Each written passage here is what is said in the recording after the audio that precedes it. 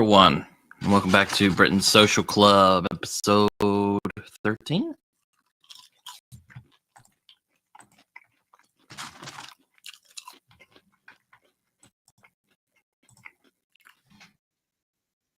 So let me just, because I am technically live now, hopefully everyone can see me and hear me well. Tharnell says I'll join you about 30 minutes or so. Okay, cool, no worries. Hello, Jerome, how you doing?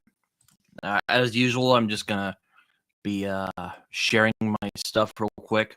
Sorry if you can hear whining dogs.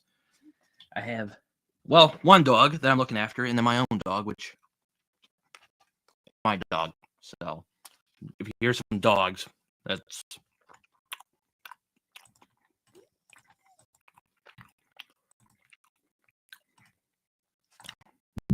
So yeah, hopefully that's all good. Hopefully everyone's doing well. I've been kind of busy this last week, to be honest with you.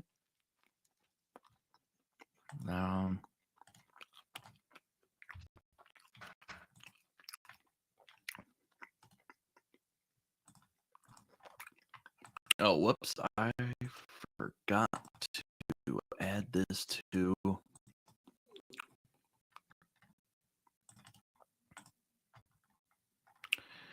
No, it is not made for kids. See who else is here. Zach Tack, how you doing? Hope you're doing well.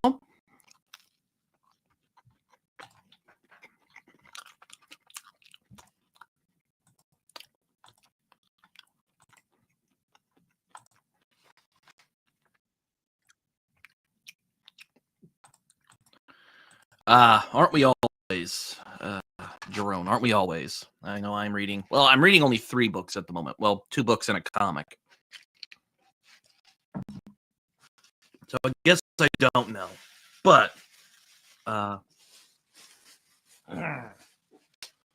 hopefully everyone's doing well. Also, invite is open as always. If you guys see in the comment section, I actually have the link to the StreamYard chats. If you guys want to join in and hang out for a little bit, you definitely can. Along with the usual guests that I have on the show. So, yeah. We even have my 2 dogs here. I'll pull them up so you guys can see them after I'm done eating. But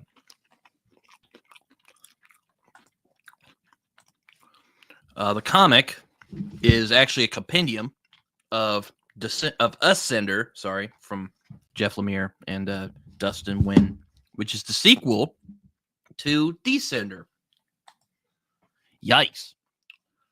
BPRD, I still need to read that. I've only read the Hellboy comics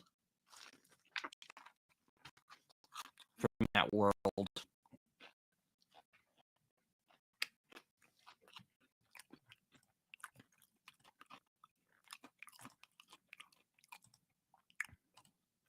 All right, let me just share this real quick.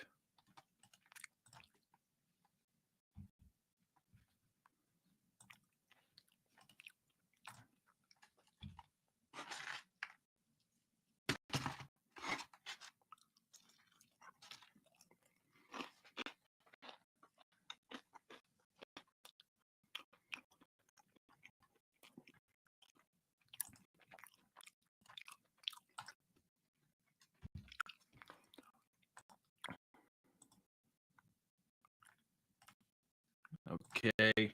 Sorry, I'm just sharing the link around on Discord here real quick. Oh, we have a guest in now. We have a guest. You know him. You love him. Hello, Britton. How you doing, man? Doing well. That is good. How's your Sunday going so far? Pretty quiet so far. I mean, I have a couple dogs staring at me, but it's going good. That's usually what dogs do, like stare at you in the hopes that you will give them food. Yeah, or something. No, yes, the bookshelf is new, Tim. And yes, there is House of Leaves. My friend Jason gave it to me for my birthday. Very kind of him. That is kind indeed. But Hey, how are you, Jordan, how you Ref? doing? I got the days mixed up and thought you'd be kind of busy today. No. I mean, it's a Sunday. I have nothing to do on a Sunday usually. I was supposed to have like over the weekend. The plan was to visit a friend, but together with like some other friends, and but she got like sick yesterday, so we cancelled all of that. And so all I did this weekend I was going to like a punk show on Friday. That doesn't sound bad. I mean, I don't know if I would like it personally. I've never listened to punk music, but it sounds like a good time though. Punk shows are generally entertaining. It was definitely a lot of fun. So I'm not complaining. So I spent yesterday and today mostly reading books and mostly reading books and drinking lots of tea. Yeah, I saw you. I saw you completed the new the new Malsdane book for one, and then you also completed the new Black Company book. Yes, I loved it. It's really, really good. And then I completed, and that is a really good one that I highly recommend to anyone interested in like the history of science fiction. I read Astounding, John W. Campbell, Robert A. Heinlein, Isaac Asimov, L. Ron Hubbard, and the Golden Age of Science Fiction. And I may have gotten the order of authors wrong there, but it's by Alec Nevala Lee, and it's a really good history of, well, I've wanted to read that like for a while. I've had friends who told me about it. I'm like, damn, I gotta. It's really good. It's really good, and what a bunch of creepy weirdos those guys were. All of them. Of course. That's why we read about them, because they're freaking weird. It was a good history. It focuses sort of like on John W. Campbell as the sort of like locus, sort of like the center of that whole thing, because he was editor-in-chief, like editor of like Astounding magazine, and he shaped the careers of the others in different ways. And it's really interesting to see how all of them were creepy in one way or another. As Asimov was very much a sex pest, like very much always, touching women in inappropriate ways and so forth, that kind of stuff. That's always fun. Yeah, and at the same, no, it's not. And like the others were like sort of critical of him because of that, and on the other hand, John W. Campbell was incredibly racist. And Isaac Asimov got into like a huge argument, and like one of the reasons that like getting handsy with women, I can abide with that. But racism, no. Like, Isaac Asimov, probably really not. I'm being facetious, by the way. Asimov, like Asimov mostly broke or at least distanced himself from Campbell over Campbell's incredibly like old school racism. Like Asimov was always slightly more progressive, and like during like civil rights era, he was very much on the civil rights side, and then Campbell was, holy shit, like miscegenation is like a terrible thing, and like. And so that's sort of like where Asimov drew the line, whereas Campbell was like, "Holy shit, you're a creep." So they both disliked like, each other for valid reasons and had valid reasons to be disliked. I see.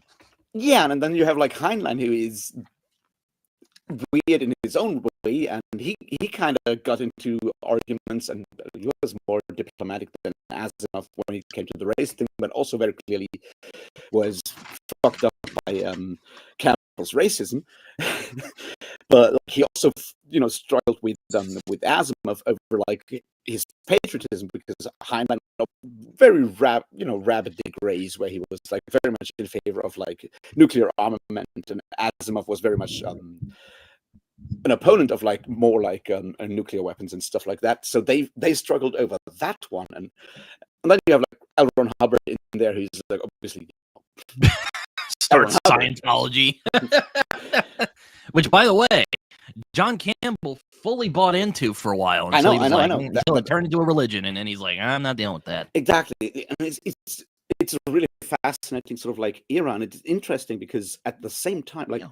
When you listen to like contemporary like authors, and not just like authors, contemporary like Silicon Valley big tech people. They're obviously highly influenced by sci-fi in all kinds of ways. And Peter Thiel, for example, is like, yeah, well, the best sci-fi is like golden era sci-fi, the golden age sci-fi. It's all like 1940s, 1950s. They're all influenced by the John Campbell influenced style of science fiction in a lot of ways.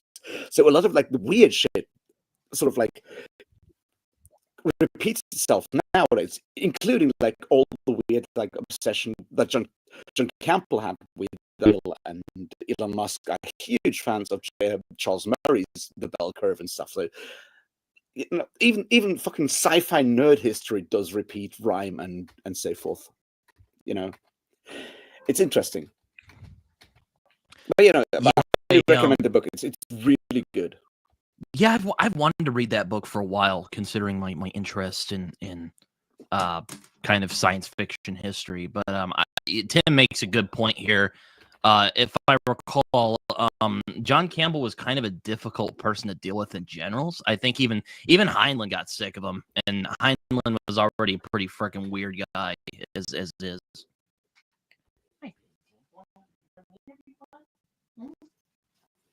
Beijing. My aunt and I are watching her for some friends of ours. She's a little sweetie. Yep. She loves kisses. Yeah. Tim's right.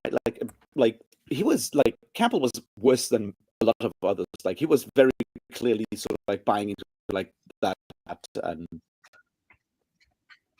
didn't he think like slavery was like a good thing? Which is sort of like one of those really weird things, because like his views on like slavery were like so revolting to Robert A. Heinlein that Heinlein wrote Farnham's Freehold, which is all about that future where like white people are enslaved by black people. Oh boy! Because he was so pissed off by the idea that slavery is sort of like a thing about like evolutionary stages and so forth, which is how Campbell kind of dealt with it in a lot of ways. And Heinlein was like, no, it's wrong, no matter who does it. So it's a weird time. Alexis, my dog. But yes, Van Vogt was also very much into the Dianetics thing. What is really fascinating with the Dianetics thing that I learned through this book right now is that when they were starting the whole Dianetics project, they also got Claude Shannon involved in that and tried to get Warren McCulloch into that. And this is very nerdy now for a second. Like really nerdy. Warren McCulloch and his assistant, I keep forgetting his first name, like his last name is Pitts, and they came up with the McCulloch-Pitts unit, which is the mathematical description of a neuron, which is still the basis to this day of artificial neural networks. And Claude Shannon, obviously being the guy who started mathematical information theory. Those are like all involved in like very early developments of artificial intelligence stuff in a lot of ways. And all of them were like involved with like the beginnings of Scientology. So there you have something really weird. Yeah, another interesting book that kind of covers this, but it's more of a history of Scientology. It's going clear. Jerome just mentioned it. Yeah, I have read it. It's a fantastic book and really an organization that needs to be taken down at all costs. But I don't know if that's going to happen anytime soon because that pesky First Amendment, unfortunately. I have not read Going Clear. I know it exists. I have, however, am I going to read very, very soon list a book that I've wanted to read for a long time, which is, of course, Barefaced Messiah, which is the L. Ron Hubbard biography.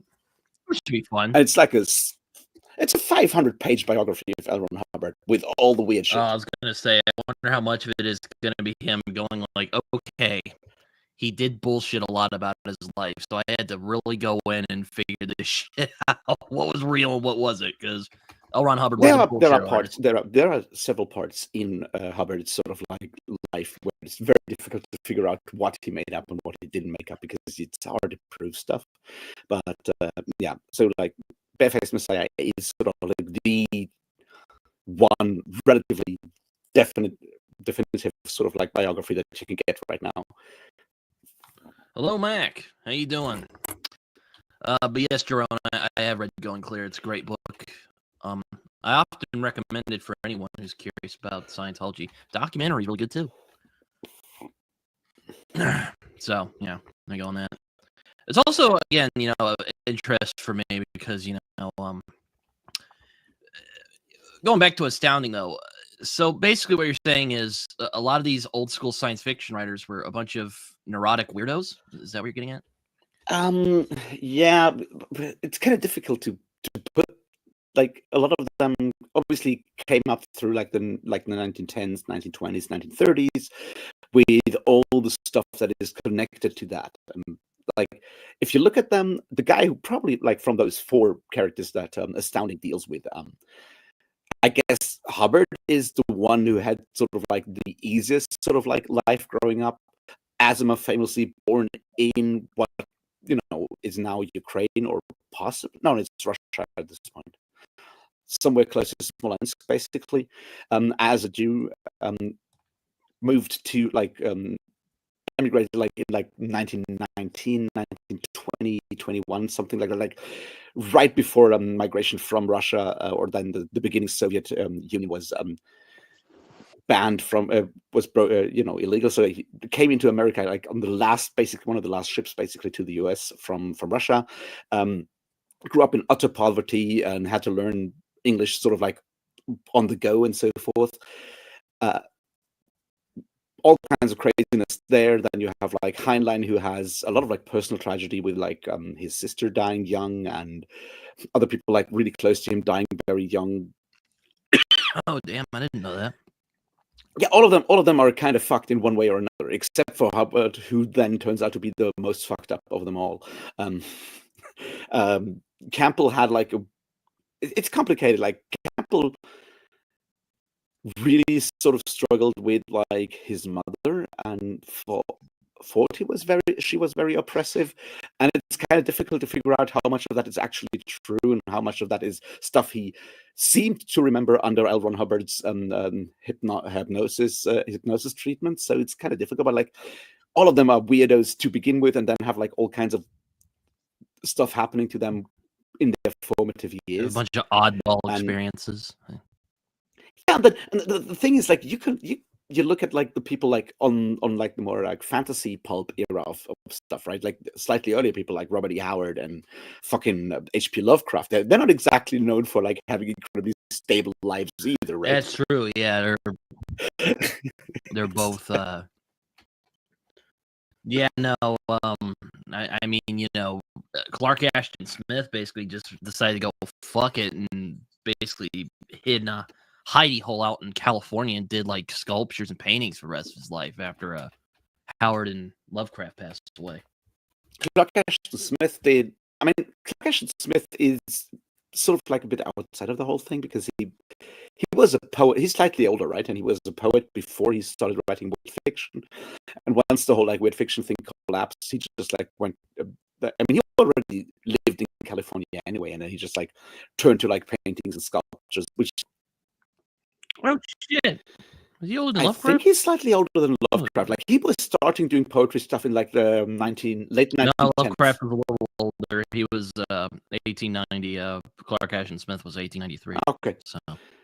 Okay, then maybe it's more that like Smith was like well connected to like the Californian sort of like poetry scene much earlier. So he started with poetry and then moved into weird fiction, and then moved out of weird fiction back into like sculpture and painting and other forms of art. So he was just like the more like most like rounded sort of like character with all of that, I think.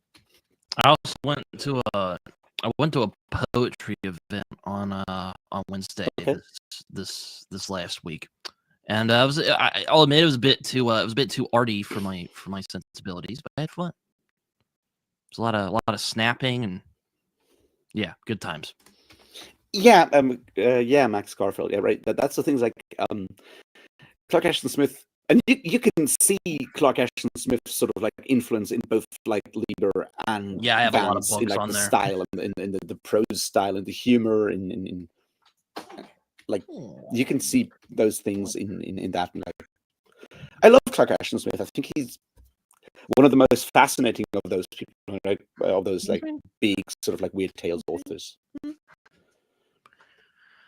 Yeah, I mean, I haven't read a lot of Clark Ashton Smith. I've heard a few of his stories. I don't know if anyone has ever heard of Horror Babble. I actually was quite happy the other day when I heard David of Four Corners of the Page talking about him, because he has a lot of really great readings of stuff from like H.P. Lovecraft and Clark Ashton Smith.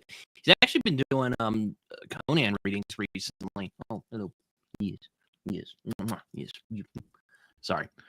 Yeah, Tim, like you're right. Like obviously, all of them have like problems, but I feel like compared to Lovecraft and Howard, Clark Ashton Smith is less unstable, and that does reflect in his I didn't his ask stories you in what other the ways. time Like, was.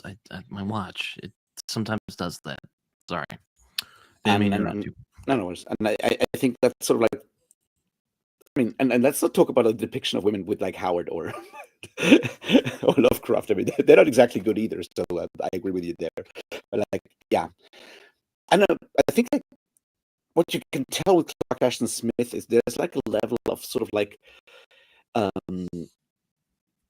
self-reflection, irony in his writing that both Howard and Lovecraft are missing. Like with Howard, I think it works in Howard's in Howard's case, it works because those are just like the writings of like a bipolar incel working out his like readings of Nietzsche, and like the naive sort of like sincerity works for Howard's storytelling. With Lovecraft, I don't think it works as well, but like the self-awareness with Smith, I think, is what like makes him work better for me the older I grow, because I'm like, yeah, here's someone who's clearly able to understand that what he's writing is just entertainment. Yeah, he seems the less tormented of the three big kind of weird tales guys. Yeah, maybe that's because he was in California. He could just like go surfing if he wanted to. That's probably it. Yeah, that's probably it. Oh, hello. Yeah, I mean, I don't think like Providence, Rhode Island is the kind of place that like creates very sunny dispositions to begin with, right? I have a friend who lives down there. He says it's pretty nice. Then again, Cormac McCarthy was born down there, but he lived in Tennessee though, so I guess it doesn't really count. Yeah. So yeah, no, I really enjoyed Astounding, and I do recommend it to anyone who's interested in sort of like the history of science fiction. It's a really good book in that regard. Damn, I gotta read that. And now I'm reading Slavery's Capitalism, which is a collection of essays from a conference on the same subject at Brown University. It's edited by Sven Beckert and another guy whose name I keep forgetting. I would have to look up. And it's all about how chattel slavery is core to the development of capitalism in America, and it's a fun book, is what I'm saying. Yeah, I can imagine that you will really enjoy, well, not enjoy, but like appreciate Astounding, Jeroen. Yeah, I've wanted to read Astounding. I know I've said this already, but I've wanted to read Astounding for a few years. I've had a lot of friends who have pointed out to me, I'm like, someone should write a book about these weird, neurotic, early science fiction writers, because, good Lord, such big personalities. And then my friend's like, have you ever heard of Astounding? I'm like, no. He's like, you should read that. It's all about that. I'm like, oh, this is fantastic. Yeah. And yeah, John Campbell kind of reminds me of a guy called Mort Weisinger, who you probably don't know of because he's more of a figure in American comics, but he was also a real pain in the ass to deal with. Also very famous editor of though he edited comic books, he was really big editor of the Silver Age of comics. Really made Superman basically what Superman is today was because of him. You know, a lot of the mythology Mhm. that isn't from like Doc Savage anyway, because he did use he totally stole the Fortress of Solitude from Doc Savage. If he didn't, I'd be very surprised. But you know, I'm not the expert on Superman, but yeah, from what I've heard, Campbell in general was just a pain in the ass to deal with as an editor and as a person, because he was just freaking, he was out there and weird, Mhm. also racist. Oh, like one of the weird things that I didn't know that I just learned from the slavery is capitalism thing is that in one of those reasons, like why slavery was so integral to like the development of like global capitalism, is that in the early 19th century, New England's exports or American exports were in fact stuff like sugar and tobacco imported from Cuba and sent to St. Petersburg in Russia. So I don't know what to make of that, but it's interesting. Which is apparently why John Quincy Adams was sent as ambassador and trade negotiator to St. Petersburg in like the early 1800s. Yeah, no, yeah, Russia has had a bad history of just getting raw dogged by dictatorships and harsh weather, and even more dictatorships and mass murder. You know, I'll put it this way: Russia does not sound like a fun place to live. It never has sounded like a fun place to live. I would disagree. But like in this case, it was like Russia benefiting from slavery in Cuba and the production of like the stuff in Cuba being sent to America and then sent via New England to Russia. So you know, obviously you can't grow like sugar cane in Russia. That doesn't work. Not even like down in like Sochi or whatever. Well, okay, fine. I guess I'll say Russia doesn't sound like a fun place to live if you were poor, because To be fair, yeah. most places suck when you're poor. That's kind of part of being poor. Yeah, that's true. Yeah. I mean, let's be fair. Like 1930s Oklahoma doesn't sound like a good place to live when you're poor. It was not. I mean, I wasn't know? there, but I know from what I've read, it was not. The Dust Bowl was not a fun time in American history. Yeah, no, I was just not aware of the fact that like Russia was importing so much like slave produced sugar from Cuba via America. But you know, that's what you get for reading books on the history of capitalism.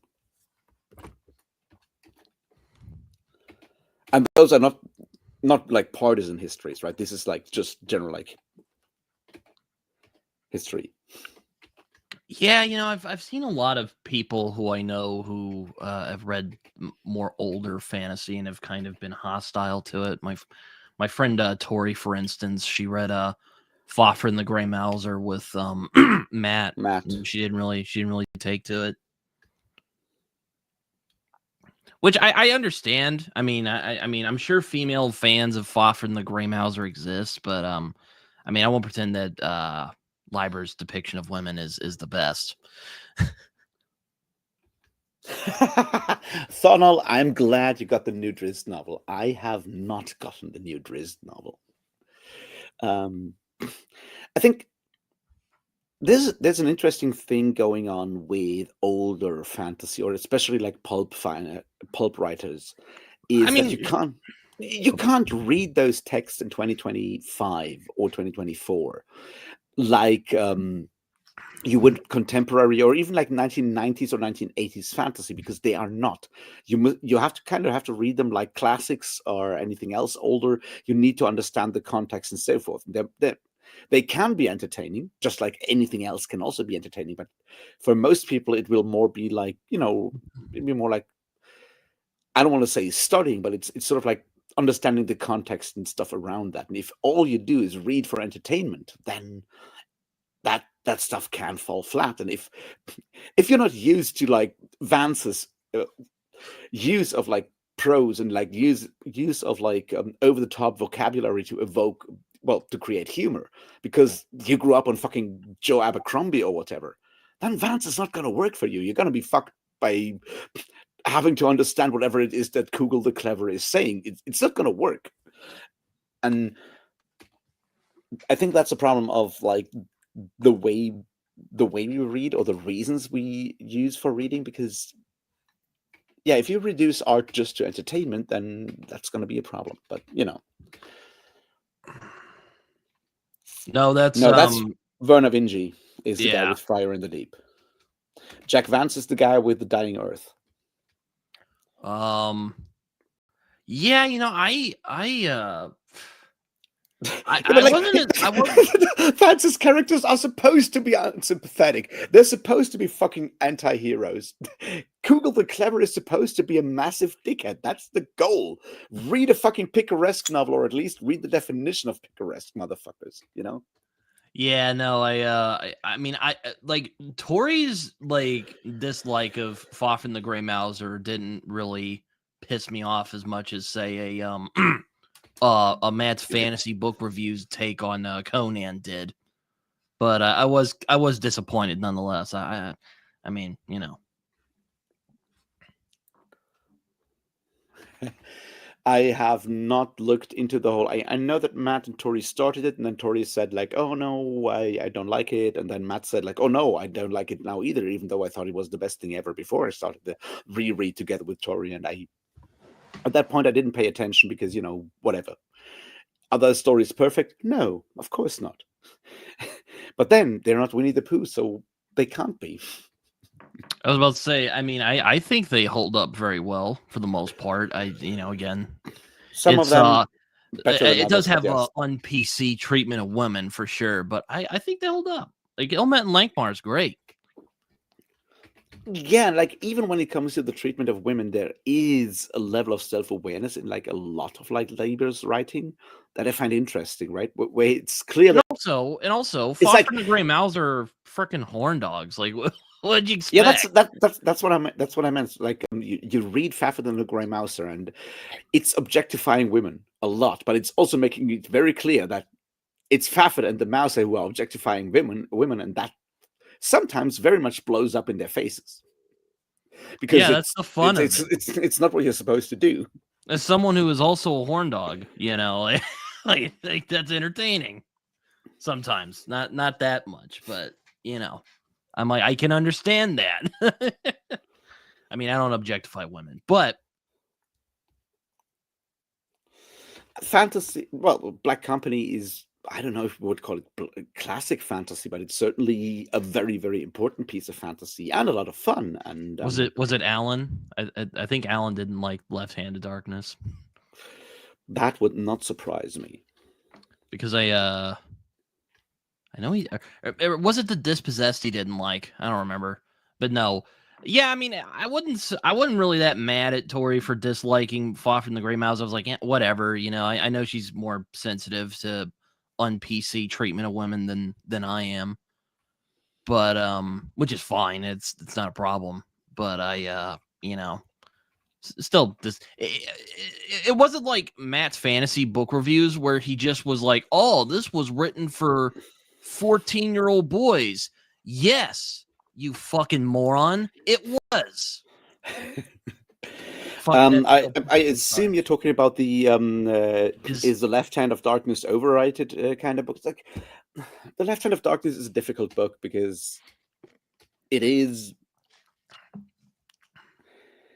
I think that the Left Hand of Darkness is one of those books that I found really interesting, but I also read like both of the like postscripts that Ursula Le Guin wrote afterwards about it, like 10 years later or 20 years later, sort of looking at how she tried to write a sort of feminist book before she identified as a feminist, and then what she got wrong and what she would change nowadays and so forth. And I think that's one of the reasons why the Left Hand of Darkness is such a powerful text, is that it is a book written by someone who is actively trying to do something, and is willing to then examine, like an author who is willing to examine what she wrote in the past and go like, well, I clearly fucked up here and I should have done something else here, and I should have switched pronouns because, pronouns are more, anyone who insists on like male pronouns is a motherfucking asshole, like that people use the pronouns they want. And that's something she wrote in like the early 90s, right? Like maybe it was the Dispossessed I was thinking of, because I think that was the one he didn't like. I don't remember. That's interesting. I've seen a couple of booktubers who don't like. I mean, Jared Henderson likes Dispossessed quite a bit, but a lot of people like The Dispossessed, and it's a good, like all of Ursula Le Guin's books are worth reading. They may not actually be something you enjoy, but they're all worth reading. Yeah, I actually, Tim, that's funny you bring that up. I actually have Language of the Night back there. I haven't read it yet, but I would like to at some point. It's really good. It's really good. Yeah, most people I've met really who've read it like it. So yeah, it's a lot of like essays on writing. It also, I think, Language of the Night. No, it's a different one. Well, it has her essay, like it was a speech she gave on abortion that is incredibly powerful. Oh boy.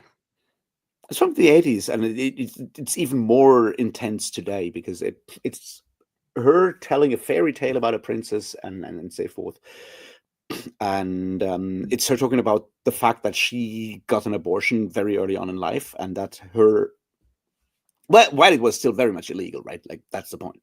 And she got that because her parents were rich enough that she could afford like good technology and like good medical support and all of that kind of stuff. And that allowed her to then have like 3 kids when she was, willing to actually have kids and so forth. And it's a really powerful thing. Really powerful story, and she talks about like how it's good that people now actually have access to abortion so they can plan families when they want families and all of that kind of stuff. And you read that in 2025 and you go like, oh fuck. That hasn't aged well, has it? Yeah, it's a good, it's funny you bring that up again, Tim. I was actually talking with for my podcast yesterday. I actually had on Stephen Powell, who wrote Love Me, Fierce and Danger, which is the biography of James Ellroy, the crime writer. Yeah. And we were actually talking about this very thing the other day, yesterday, about, how, well, not how fantasy has become kind of, it was more about how crime fiction has become more respected, but mainly I was talking about how genre fiction has become more respected over the years. It's been a slow but steady turn in becoming an actual, like these are like these genres have books that are worth studying and discussing and talking about, and not just like Lord of the Rings or whatever, book. what God, or like say like Raymond Carver, or not Raymond Carver, Raymond Chandler's had a massive influence on a lot of literary writers, like Michael Chabon comes to my mind when I think of it. But he's also just had a massive impact on a lot of other literary writers in a way I found kind of unexpected. Yeah. Okay, so The Word for World is Forest is also like an incredibly good book, even though Le Guin really hated it later on. Bro, imagine Malazan being your first fantasy read, just being full on,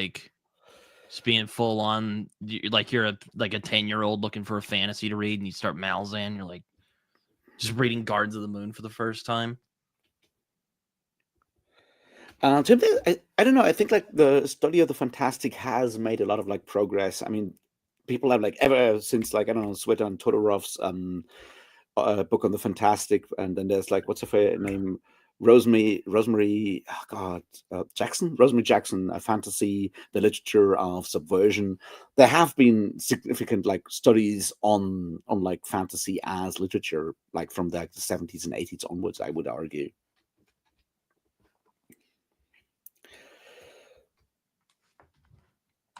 I've not heard of Thorne Smith. Like I definitely think books like American Gods or Jonathan Strange and Mr. Norrell, or even Black Leopard Red Wolf should be discussed as pieces of great literature, as much as they're also great pieces of fantastic literature. At least in my opinion. And it's interesting because like there's some like speculative fiction. I know we've talked about this before, Raph, but there seem to be those speculative fiction writers who are taken more seriously than others. Like Kurt Vonnegut is taken seriously for whatever reason, while these other writers are just not. I think there's reasons for that. Like yes, Tim, like Brian Atterbury, however you pronounce his name, I really liked the stuff that I've read by him, like really good. There's like Farrah Mendelssohn, of course, as well, and there is stuff happening in that regard. Atterbury definitely, I really appreciate it. For Tolkien, there's Dimitra Femi, who did some really interesting stuff on like Tolkien and like Celtic elements in YA fiction and so forth that I found really fascinating. Anyway, sorry, sidetracked. With Vonnegut, I think it is because Vonnegut does use a lot of like literary fiction techniques, and I think that's something at a time where other authors kind of came up through the pulps, basically through short story writing and so forth. Their approach to writing is different in technique, and like they don't necessarily use a lot of like literary techniques that literary fiction, like non-genre fiction authors would use. And Vonnegut is close to like what you might call postmodernism in a lot of ways, and I think that made him more accessible because people who don't necessarily read science fiction can still, like, in an age where you have that weird limitation of, or where discourse about books is only happening in magazines and newspapers and so forth. You have literary critics who kind of have to use the tool set they have, and if they've never read science fiction or fantasy, they don't know what kind of tools to apply to stuff with rocket ships and shit. But when they read something like Vonnegut, they can apply the toolkit they use to, talk about Norman Mailer or whatever, right? They can apply that to Vonnegut and actually get something out of it. And I think that made Vonnegut more accessible at the time. I think that's one of the reasons why Vonnegut has always been discussed, and other authors. J.G. Ballard, for example, always has also been discussed. Yeah, J.G. Ballard's another one where like he wrote like science fiction, like straight up like science fiction, and people take J.G. Ballard seriously. Like Christopher Hitchens, who is probably like the most like capital L literary fiction critic of all time, liked J.G. Ballard, and like respected him. Yeah, like the thing with Jackson, I think, is more that she brought like sort of like a Marxist feminist sort of critique lens to fantasy. So like, hey, look, we can use this.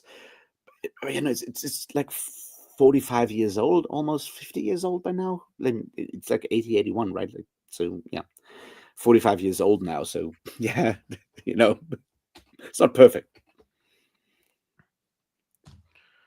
Yeah, no, well, Tim, maybe we should actually have like a conversation on that, on those books on like a different medium at some point, because I'm very much interested in the academic side of things.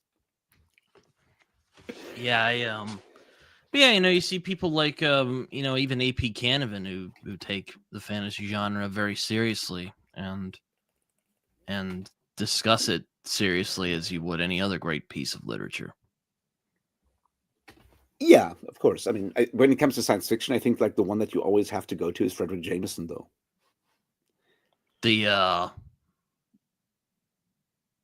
Wasn't he an economist? What? Wasn't he an economist? No, Jameson? Frederick Jameson was a I don't know what his professorship was. I mean, he passed away last year in summer. Probably philosophy or literature, one of those. He's a Marxist critic, though. Oh, yes. Okay, I think you've told me about this guy. But being Marxist doesn't mean you have to talk about economics. That's the beauty of the thing, right? Like, so he's like in like the tradition of Raymond Williams and was a huge influence on Kim Stanley Robinson, for example. Hello, Demidrek. How you doing? Yeah, it's okay. Yeah, I have heard of this guy. I generally think of John Clute when I think of like. Yeah, Clute is of course like really important. Or at least I think John Clute is worth reading. I've quite enjoyed his stuff. Oh no, definitely. Clute is one of the big guys in genre fiction. And even Michael Moorcock, I don't always agree with his takes. I sometimes think he's just being a contrarian, but he's always a very fascinating to read because he knows his shit. There's a really fascinating scene in Lavie Tidhar's The Circumference of the World, which is a book that is totally not about L. Ron Hubbard at all. But there's a scene in like by the way, probably means that it does. It probably is. Kind of. It's a really cool book. But there's a scene in a like that is a party set at John Clute's house. Wait, is it at Clute's house and Michael Moorcock is stoned there, or it's the other way around? It's Michael Moorcock's place in the 1960s and John Clute is there. Like, it's it's that kind of thing. So Clute and Michael Moorcock and drugs in the 1960s and that is one of the reasons is that for like research on that book, which is sort of like about the you know what, Tim? I will make sure that you will be the first predominantly black critic of science fiction and fantasy that's taken seriously. I will tell the whole world, check out Tim's Totality. That dude knows what he's talking about. And also Tharnall, I have not read Cornwater Smith, though I do know about him, and he was also a eccentric character, we'll say. So yeah, well, the thing is like that Lavie Tidhar is friends with John Clute and did like a lot of research like for like the Circumference of the World in like Clute's personal archives and stuff. So that's why the party scene with Clute is in there. Also, John Clute's wife is Elizabeth Hand, who is an amazing author in her own right.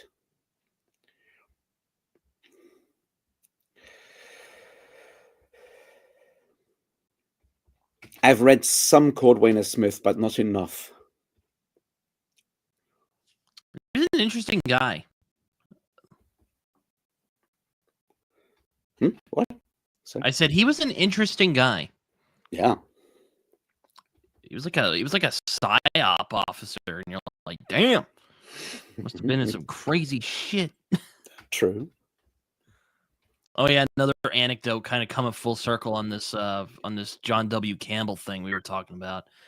Apparently, like some people of the nuclear program visited him because one of the stories was eerily similar to some of the nuclear bomb tests they were doing. Thought someone might have leaked it. Nah, it's more complicated. Astounding tells that entire story in detail. So he was very deliberately planting that story. He was making most, and then people. That's that. So it's the other way around. It's very much him. Not like there was no leak. He just was interested in the subject in the past, and obviously, having studied mathematics and physics at MIT and stuff, he kind of could do some rough guessing, and he kind of guessed somewhat right. And he handed like there's a story. Is it called Dead End or something like that? I keep forgetting the name right now. So the science fiction story that it was about, he handed like the technical details that he had like to another writer who wrote up that story and changed some bits around, and that's how that worked. But it's very much no leaks whatsoever. It's him building up a sort of like building up like an image for himself there, and he very much capitalized on it later on. So that's at least that's what Lee is kind of looking at, or how Lee is portraying it. Golden Ship was OOO title of one of his stories. It's an interesting title. Now, Corwin Smith is very literary in like what he does or did. I am wanting to catch up. So I haven't really been reading a lot of science, so I'm going to be taking a slight break from the epic fantasies. You know. Yeah, well, I mean, if the publication schedule is still okay, then the next Black Company novel, They Cry, is supposed to come out in February, so I guess I'll have to go back there. Because, holy shit, I really, really loved Lies Weeping. Can we just, like, once again acknowledge that, like, Glenn Cook is, like, a master of, like, really cool book titles? I don't know how he does it, but, like, really good book titles all of the time. And, yeah, the new one I really enjoyed. It was so much fun. And he's still very much aggressively being mean to his audience, which I, appreciate. Yeah, like I'm going to be reading The Stars of My Destination, or Tiger Tiger, if you're from across the pond. Stars of My Destination is such a good book. And also I'm hoping to start, at least hopefully starting the Kim Stanley Robinson Mars trilogy. Good idea. I'm going to read Red Mars at least. I don't know if I'm going to read the whole trilogy, because there's the one exception I'm making to my no series rule for fantasy in 2026. I am going to be doing the Green Bones saga, because that actually sounds really fascinating. Okay. Yeah, Jaron, I've seen Rabin do a video on Lies Weeping, but that's it. But then again, it's Black Company. No one ever talks about Black Company. The fucking publishers don't talk about Black Company much. I don't know why. But yeah, I agree. Oh, yes. China Mieville has a new book coming out. Apparently, this book is his magnum opus, ladies and gentlemen. Or so he says. I think by his legs is his magnum opus, personally speaking, but I won't argue with him. I'm glad to see he is coming back with some original fiction, because he's been gone for like almost a decade now. Well, with the exception of Book of Elsewhere, but we won't talk about that too much. Nah, I didn't like it that much. Thornell, I don't know. I'm morbid curiosity, maybe. But not enough to actually spend money on it is how I would, phrase it at the moment. Yes, it's called The Rouse. The Rouse? I don't know. The Rouse? I don't know. Yeah, The Stars of My Destination. I think it's on my other shelf in my bedroom, but it has an introduction from our old pal Neil Gaiman. Of course it does. Alfred Bester. Alfred Bester also shows up in Astounding. In one of those moments where, like, when Campbell went all in on Dianetics and kind of over science fiction, because Bester had written a story that is very Freudian influenced, and he was sending it to Campbell for Astounding, and Campbell had him in for like a conversation about it, and told him that, like, Freudian psychology is basically done because Dianetics. And Bester just didn't buy it because Bester. Bester's a smart person, and but he's also not the kind of person who's willing to accommodate Campbell's bullshit too much. So, so that story was, I think, declined, and then Alfred Bester did never publish anything in Astounding, but published his stuff somewhere else, and that's how Campbell lost out on, like, a really, really important author, the same way he kind of lost out on Ray Bradbury and some others at the time, because he was too focused on the Good night, Jerome. Dianetic stuff, where he was like a really, really true believer in. Yeah. Good night, Jerome. Yeah, once like Dianetics came in, everyone's like, I'm just backing out of this. I don't want to deal with this crap. No, it took a while to actually back out of it. Like, seriously, I am. Did you know that L. Ron Hubbard did in fact audit for, like, with Dianetics methods, did audit Aldous Huxley? Really? Oh my god! Yeah. Huxley said it didn't work. I think it's important to understand that, like, they had access to all of these people. Like, they could just, like, go up to, like, in the 1950s to Aldous Huxley and go like, hey, let's do Dianetics with you. And they could go to fucking Claude Shannon, who is, a big deal in mathematics. You probably at the time, just and get Warren high. McCulloch. And Well, so he forth. was. Well, Aldous Huxley was also kind of an odd person. He just like using a shitload of LSD later on in his life. Yeah, but still, like it's about like having access to these kind of people. We're talking about people that work in like really top, like not Huxley, but like people like McCulloch and people like Claude Shannon. People, they had access to a lot of like incredibly powerful. Jack fucking Parsons as well, who's a weird guy. That I was about to say. Yeah, I know of Jack Parsons from Going Clear. He's another weird dude. I love the fact that like when they do the whole like Babylon working thing to produce the Moonchild, and then Parson writes What was that? What was that? They were like trying to like jerk off into something so they could create like it's complicated. the Moonchild, or like they were trying to create a Moonchild, and they I was did like, that's all of that, and then weird. Parson writes to Aleister Crowley, and then Aleister Crowley writes down. It's like, I thought I had a morbid imagination. I have no idea what those fucking idiots over there are doing. And he's very explicit about that. He doesn't say fucking idiots, but he's Yeah, like I think L. Ron Hubbard went over there for a while and was like hung out with Jack Parsons and doing weird like masturbation magic, and then he kidnapped Parsons' girlfriend and married her.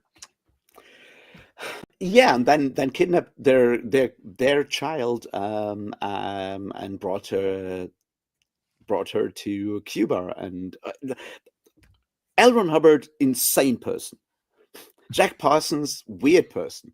But that's the thing, like Heinlein was also like part of the Jack Parsons sort of like circle. Oh, he was also into like masturbation magic? Heinlein was a devout nudist, and they had like an open relationship, I think. It's kind of it's complicated. So L. Ron Hubbard slept with. I guess there ain't no such thing as a free bird. That didn't come out right. I'm sorry. No. Like so L. Ron Hubbard slept with Heinlein's first wife. Oh God. But like consensually. That's the point. Consensually, because open. I get that, but that's just gross. And she, like Heinlein's first wife, claimed, and that's kind of disputed because she's like the only one who ever like made that claim, that Heinlein also slept with L. Ron Hubbard. Oh God! I mean, well, if it's consensual, I guess I don't know. But yeah, that's the point. It's like it's all consensual experimentation and break.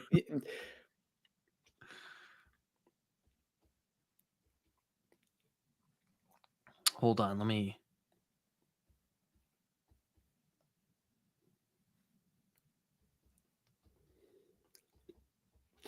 All of these people are insane, but what I really love is that, like, for a while, like how Google's AI summaries are weird. When you like, for a while, Anne Frank was a German author, which is very much cutting it short. But for a long time, it also said Aleister Crowley, author and famous mountaineer, which is true, but also maybe not exactly the whole story, is it? Yeah, there's a lot of weird people in science fiction. That's all I'll say. It's the same thing with comics. Like nowhere would Grant Morrison ever find a place for himself than in comics, because they're just fucking out there. Yeah. So Crowley didn't like Jack Parsons? That's interesting. I didn't know. No. Crowley depended on Jack Parsons' money at the time because, he didn't like, he never met L. Ron Hubbard, but he thought that Hubbard was a bit of a, scammer. And he thought that like once, I think he was on to something. No, like it takes one to know one, I guess. So it was Huxley also a scammer, or not? Huxley, no, Huxley. Crowley. What was Crowley? Very much. Crowley was very much someone who lived most of his life on the money of other people.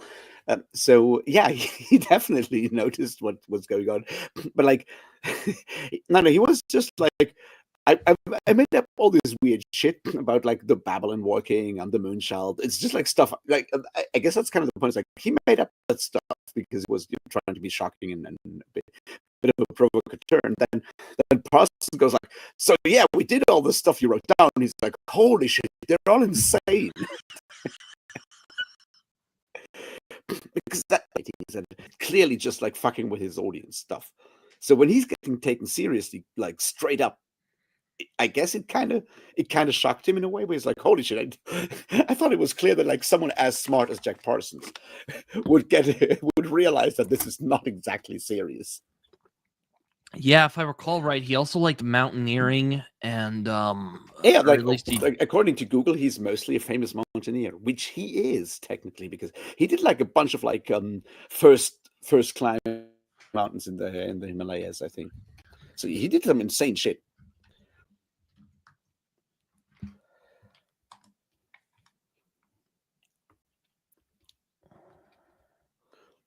I always, well, I don't know. Crowley was a lot of really fascinating things. And yes, he was the world's most the first power bottom. I do understand that joke, and you might be more right than you think with that. I always felt that he was more of like a provocateur than anything else. Yeah, it's kind of hard to say because you never really know, and I think that's sort of like the thing with Crowley. You never know how much he is actually serious, and that's like one of those fascinating things around like Astounding and like the whole like beginning of Dianetics and so forth. There's a book that I don't necessarily recommend reading, but it's really fun to read. And that's The Morning of the Magicians by Jacques Bergier and another French guy. I would have to look up the other guy. That's also from like the early 1950s, and it's sort of like collecting a lot of like weird coincidences and so forth. And it's this weird moment in like around like 1950. It's like, you know, the first 2 atomic bombs have been dropped, and like psychoanalysis and Jungian psychology have become sort of like the big next big thing, and everyone is sort of trying to figure out what's the limitations of human potential and so forth. And that's where a lot of like Dianetics kind of caught on so much. Luida. It was because it felt sort of like not completely bullshit the way it does now, because at the time, you know, science wasn't that much further, right? I was about to say, isn't it kind of a ripoff of it? Isn't Dianetics kind of a ripoff of like occult practices?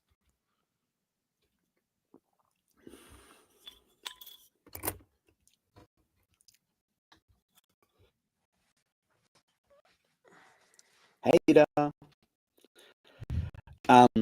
no, it's not so much occultism. It's a lot of like a bit of Freudian psychology, a bit of Jungian psychology, psychoanalysis, a lot of like basically speech therapy.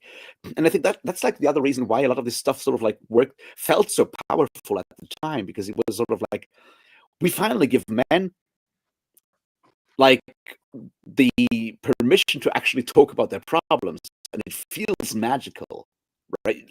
Like the idea of like going like, hey, there's a thing that happened back nowadays. It feels more like normal to sort of like think about ideas like trauma and so forth, because we have psychotherapy and all of that kind of stuff. But like in 1950, that is just beginning, and suddenly people go like, whoa, men can actually have trauma. Who'd have thought? And maybe not all of that trauma does have to be shell shock. You know what I mean? And I think it's easy to underestimate the effect of that at the time. Well, I mean, yeah, it's Tolkien's just the one people remember. Is probably why. Nah, I think you're right there though, because like it was Tolkien, and then stuff went from there. It's a very clean story, and you don't have to deal with all the other weird shit. Well, Dunsany wasn't too creepy, or even Hope Mirrlees for that matter.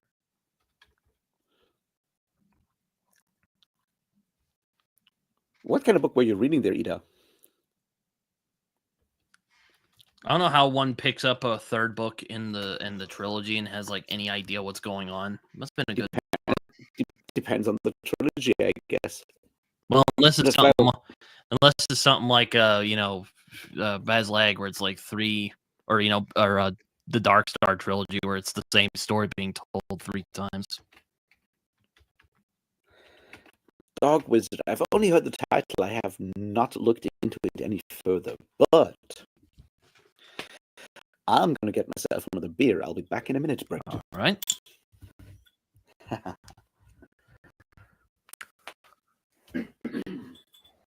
Oh, my mother's here. Hello, Mom. How are you?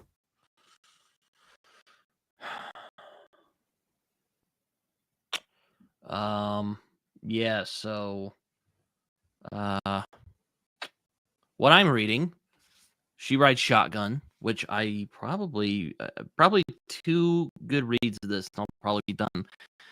And Brief History, 7 Killings, which I'm probably going to get back started on today, and then Ascender.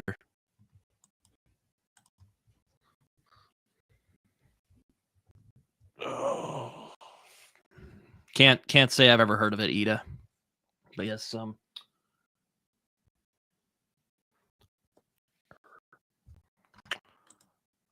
hopefully you guys are having a good time out there in Vegas. We're having a good time. Dogs were in here earlier. I was actually introducing everyone to Betty Jane, but no one really seemed to carol them. I showed Betty Jane and Alexis to the audience, and nobody seemed to. Thank you. Yeah, I had a lot of fun making that. It took a long time for us to put it together, though, because he's like, "Oh, I have a thing I'm doing," and I'm like, "Okay." And then it was the next week, he's like, "Oh, I'm doing something else." I'm like, "Oh no!" And then we finally got it together. So.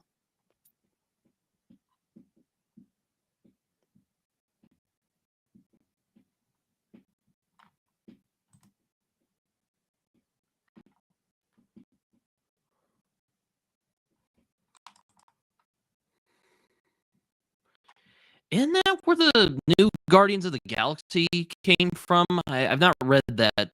I've not read that comic, but that sounds familiar.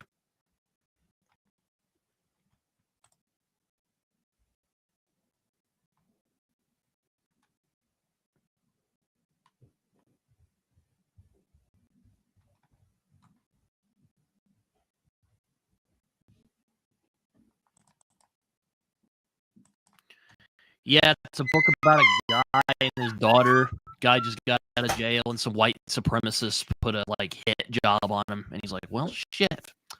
And those white supremacist jail gangs, they don't mess around. They kill everybody. He's like, killing one of our guys in self-defense. We gotta wipe out his whole family.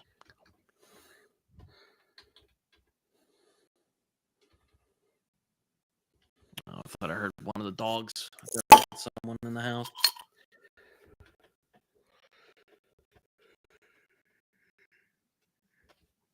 Raph's back. Yes, he is. Yeah, I was talking about some of the books I was reading, like She Rides Shotgun, which is about how white supremacist prison gangs in America are not very nice people, to put it lightly. That does sound like a reasonable assumption. And also Brief History, 7 Killings, which is also about how a lot of gangsters in Jamaica aren't very nice people either. As a matter of fact, there's not a lot of really nice people in Jamaica. It's also about how a lot of those gangsters are paid by the CIA. Yeah, that too. Tried to Which kill, may or may not be important. Tried to kill Bob Marley, then he gets dropped by cancer, and it's just kind of been going to hell ever since. It's not a. Yeah, but there's a serious point to that whole thing, right? No, I know. Yeah. I mean, it's not as bad as Haiti, but it is still fucking bad.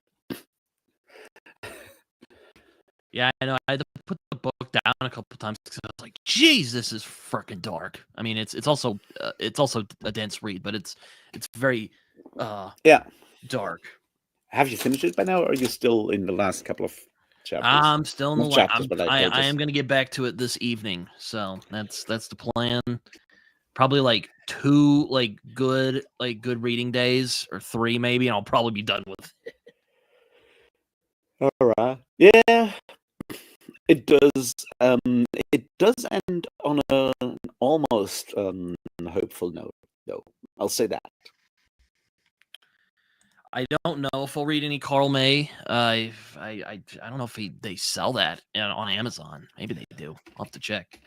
But it sounds kind of like bad pulp, so I don't know if I want to read it. To be honest, It's a very weird kind of thing.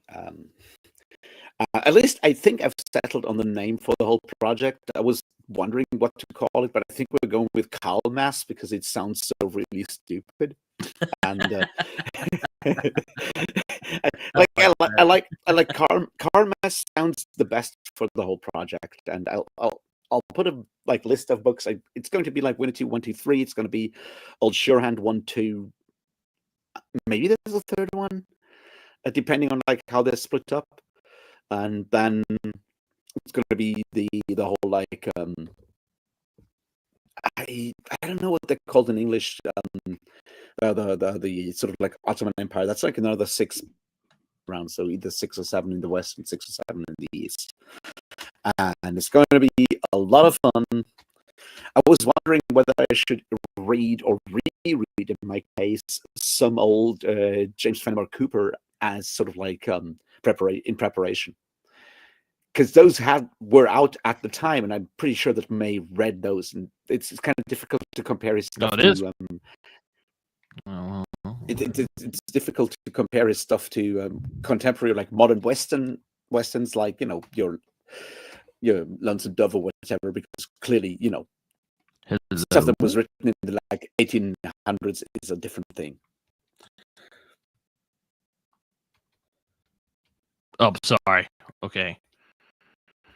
My mom is saying my mic is being kind of weird. Hopefully you guys can. Oh, okay. Well, all right. Yeah. Oh, what were we talking about again? Sorry, I was the Karl May thing. The Karl May thing. Yeah. So yeah, it's going to be Kalmas, and it's going to be a lot of interesting. I said that I wanted to read. I'm thinking about rereading some James Fenimore Cooper in preparation. This guy did compare. This guy did Last of the Mohicans, right? Yes, that's the guy, and he's a much closer sort of comparison or possibly inspiration to Karl May compared to later westerns. You can't compare to Lonesome Dove or whatever, because May writes in in the late 19th century, but he had potentially access to Last of the Mohicans and stuff like that. So it is much closer to that sort of depiction of Native Americans in particular, which Cooper does also not necessarily portray in a negative way. You know what I mean? There is still more of the noble savage bullshit going on in that version. So it might be worthwhile, because I read those as a kid. When you're reading historical fiction of that period, it's gonna have a little bit of that. Yeah, of course, but it's been I read fucking Last of the Mohicans and the Deer Slayer at 13, so it's been a while. Is what I was. Damn. All right. Well, I was about to say, StreamYard's always kind of been crappy, so I'm not. It's probably that doesn't really surprise me. But yeah. I'm also reading Ascender by Jeff Lemire, which is a lot of fun. I'm enjoying it so far. It's interesting, because for me, Britton's not laggy. The sound is not laggy, but then again, I can't compare to the video. So who am I to say anything? You know what I mean?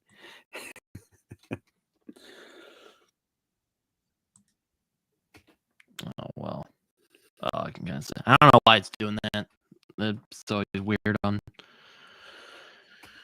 Might also just be StreamYard, I was about to say They're it's so probably good. StreamYard would be my guess because it's always weird.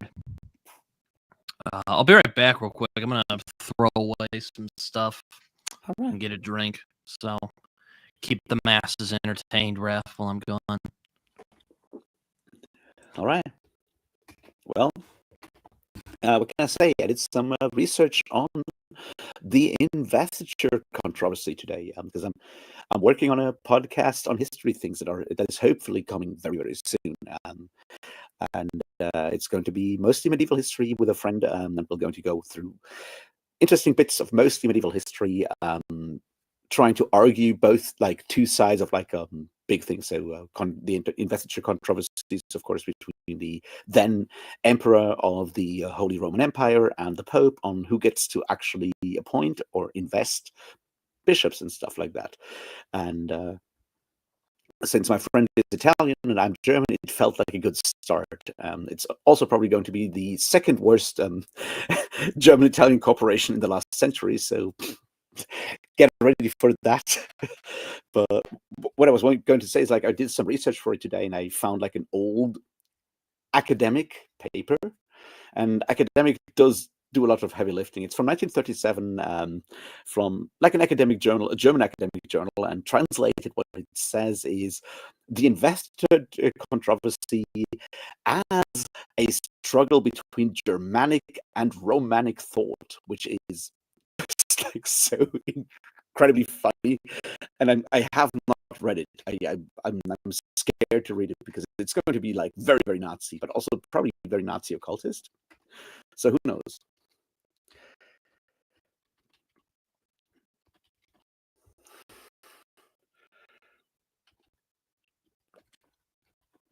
So that's what I did today, outside of reading Astounding and starting that book on slave-based capitalism, which is, a depressing book indeed. Sorry.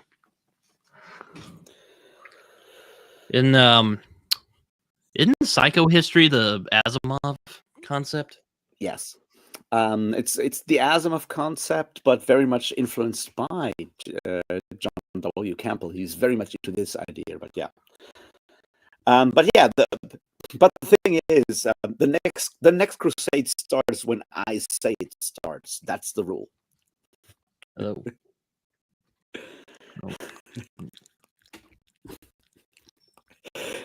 It's we're working on it. We're doing some research for the podcast. It's going to take a while because my friend has an exam for like a tour guide permit kind of thing in like 2 weeks, and we're not going to do like any recording before then. But we're doing research, and it's going to be fun, and it's going to be very medieval, I guess. So you're going to get a medieval on everyone's asses? Is that possibly?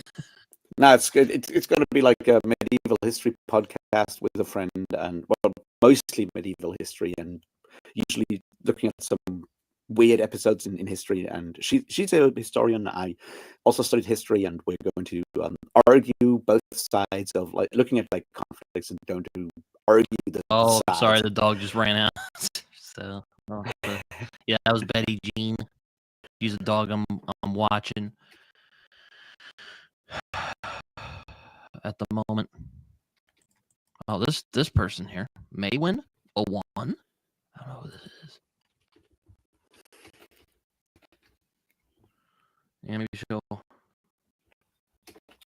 Hey, Maywin, yeah, it's going to be really cool. I'm excited. We both studied history, so it's going to be that. No, sorry, Rap. Finish your thought. Yeah. So we're going to do the investiture controversy. We're probably going to go and look at Joan of Arc at some point, which, taking situations where there's like two sides to argue, and we figured that, like, especially with medieval history, where so much is controversy and conflict between like the German lands and the Italian peninsula in a lot of ways. When you do take Western medieval history, it works really well with like an Italian and a German having those arguments, and we'll see how it goes. But I'm very excited about it.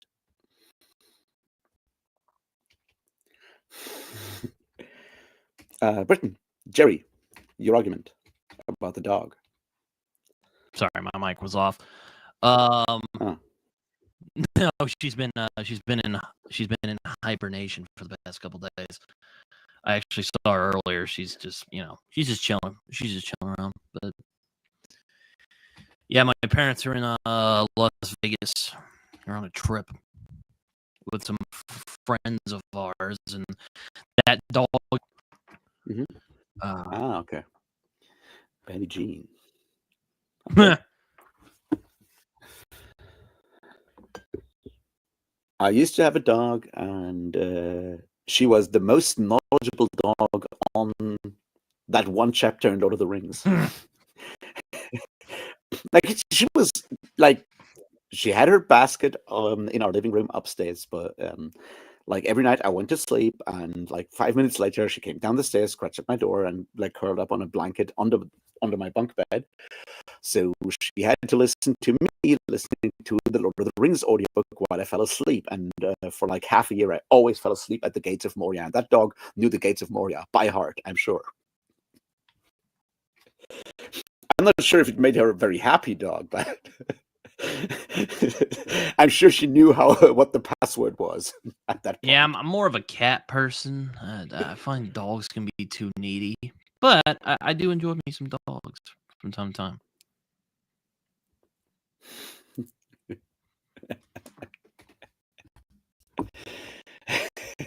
Yeah, they were trying to strong arm me into taking them on a walk. I'm like, I don't want to deal with that today, or at least not right now.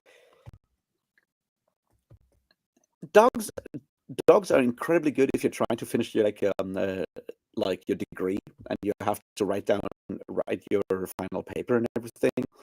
And you could talk to someone because dogs are an incredibly good audience. You can talk to a dog and the dog will listen. Cats don't do that. I mean, for like that final paper, you can tell the whole thing to a dog, and the dog will be incredibly on your side, and it helps a lot. So my dog also knew a lot about artificial neural networks at the end.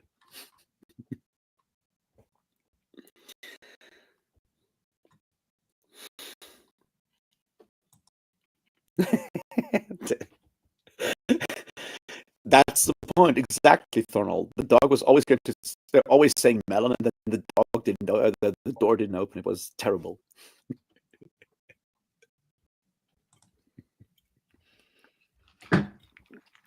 I do miss that dog, but dogs, unfortunately, are not exactly giant turtles and don't live forever.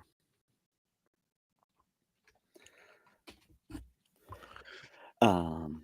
What are you planning to read this week, though, Britton? I'm probably gonna finish She Rides Shotgun, and then after that, I'm gonna start Vineland by Thomas Pynchon. Ooh, that's a fun book. It does have kazoos and weird stuff on airplanes. And it starts with a guy jumping through a window with a chainsaw. Yeah, yeah, I've heard that. The opening is really, yeah, explosive. I've heard. I heard that. I've heard it's about hippies. So. Well, it's about like hippies, but in the late 80s. So it's about hippies after being a hippie is, So burned out hippies. Very much, yeah. And then after I complete A Brief History of Seven Killings, I am probably going to get started with Pale Fire, finally, to finish off my final big read of the year, of the top like 10 or 11 books I was hoping to get to this year. Doing some Nabokov. Yes. Because, what better Christmas gift than reading Nabokov and have my mind just utterly melt from his linguistic ability. Yeah, that's one way of doing it. Then after that, I have no idea. I'm gonna sneak Small Mercies in there somewhere.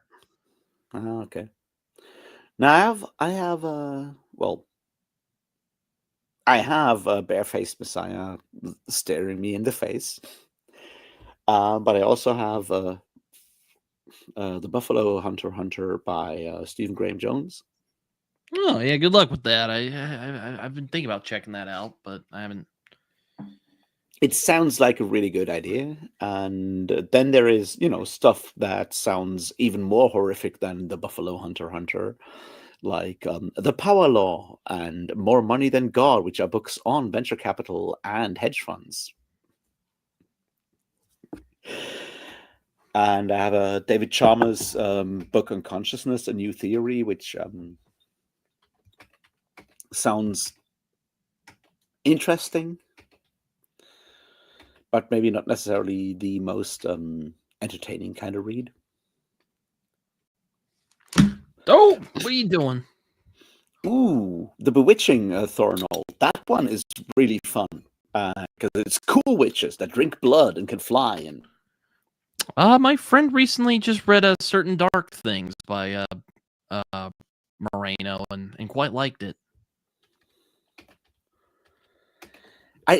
What I really like about the stuff that I've read by Silvia Moreno Garcia so far is there's always a level of nerdiness in there that I really appreciate, where like every book is about a very specific nerdy topic, and she's getting really into the nerdy stuff. And then it has like those funny sort of like weird Easter eggs when, like, obviously the Bewitching is set in New England and has sort of like connections to 1930s Lovecraftian like weird fiction pulp stuff, and then you have people who get lost in Pigman's Alley, and if you've read your Lovecraft, that is certainly a fun sort of like mention there. And like then she talks about, she's in like a library of the university, and there's like portraits of the former deans of the English department, and she lists some of them, and one of them is Stephen Graham Jones, and you're like, oh, interesting. Because obviously Stephen Graham Jones is a professor of English literature, but clearly he's not like a 1930s dean of English literature. Yeah, that would have been pretty radical to have a...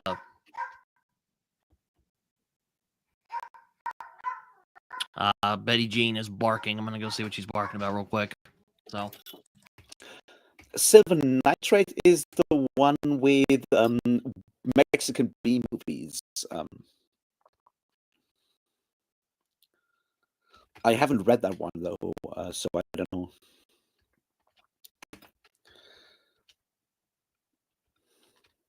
So I don't know about that. But yeah, Silver Nitrate is the one with B horror movies in Mexico and stuff.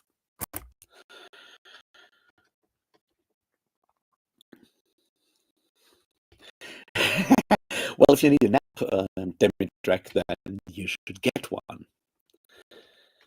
Do as do the worms of the earth. And that's my Robert E. Howard connection for tonight. Have you started No Life Forsaken, Demidrek? Or did I ask you that last week and I forgot? Which is possible.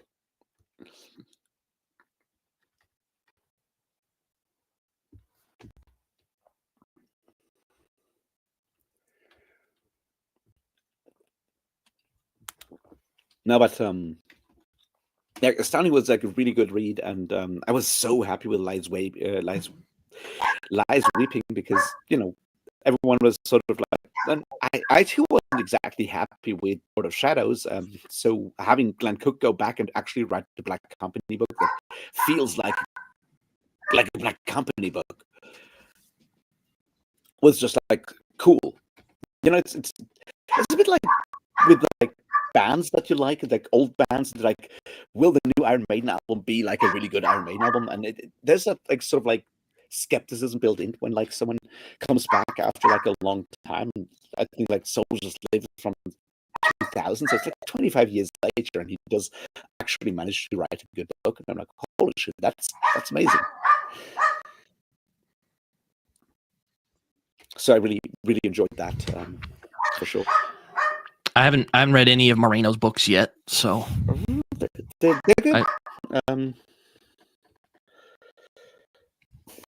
A lot of like very interesting, nerdy topics, nerdy characters. often slightly socially awkward or neurodivergent characters as well. Nerdy topics like Mexican horror B movies, 1950s Hollywood,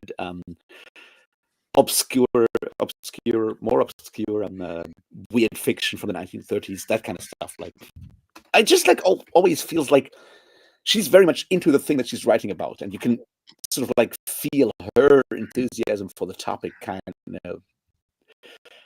of come off the page, and that I think makes it work so well. And like, yeah, she's clearly really into the thing that she's writing about. And yeah, I think that's something that like Neil Stephenson also has that, right? Like books, it's like the plot isn't really that good, but clearly Neil Stephenson was really excited about something and really wanted to tell you about his ideas about monetary theory in the 18th century. So you're going to read that book. Yeah, I've thought about reading his Baroque books. I just haven't gotten to them yet. And Stevenson's one of those guys, kind of like Pynchon. I like the idea of him as an author, but I don't know if I would gel with him. But then again, I liked Inherent Vice, so we'll see. I think it often kind of depends on what we expect when we read books, and like what our goal is when we're reading, like what we want to get out of it, right? Like where sort of like enjoyment comes from, and that can be like different things, right? Like you read like a crime novel or like a detective story, like part of the enjoyment often is sort of like puzzling along, right?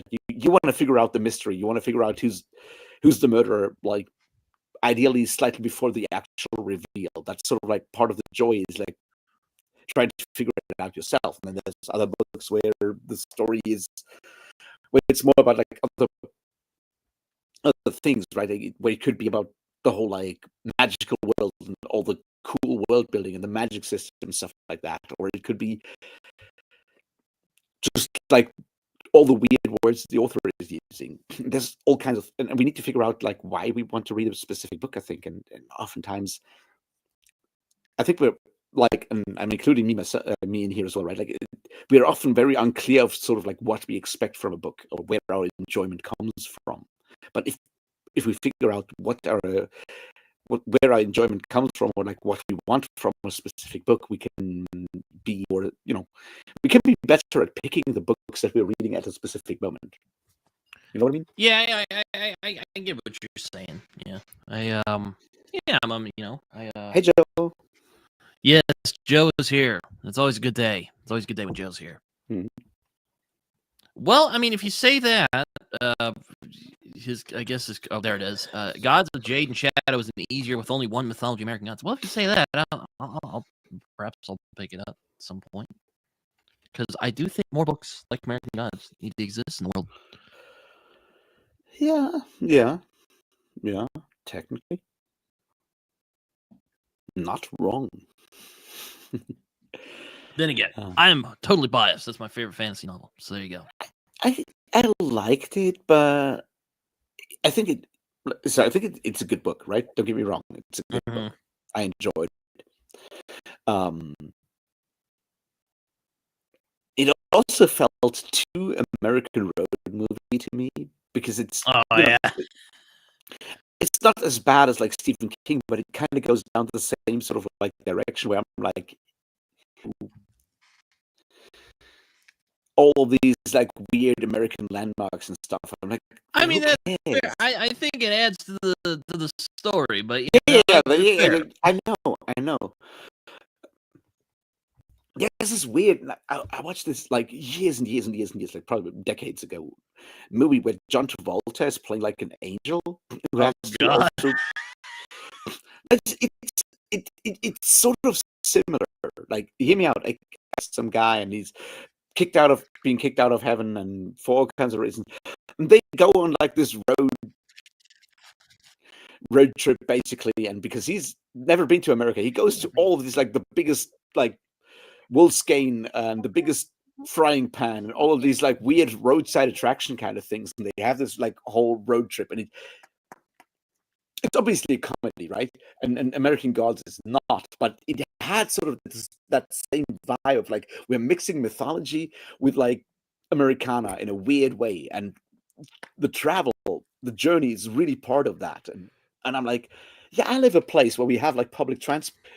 Europe is not a road movie kind of place because I can be in fucking Paris in like 4 hours if I want to. So have you ever watched The Secret Life of Walter Mitty? Oh, you don't want to see I have not. want some of that? The biggest ball of yarn, exactly.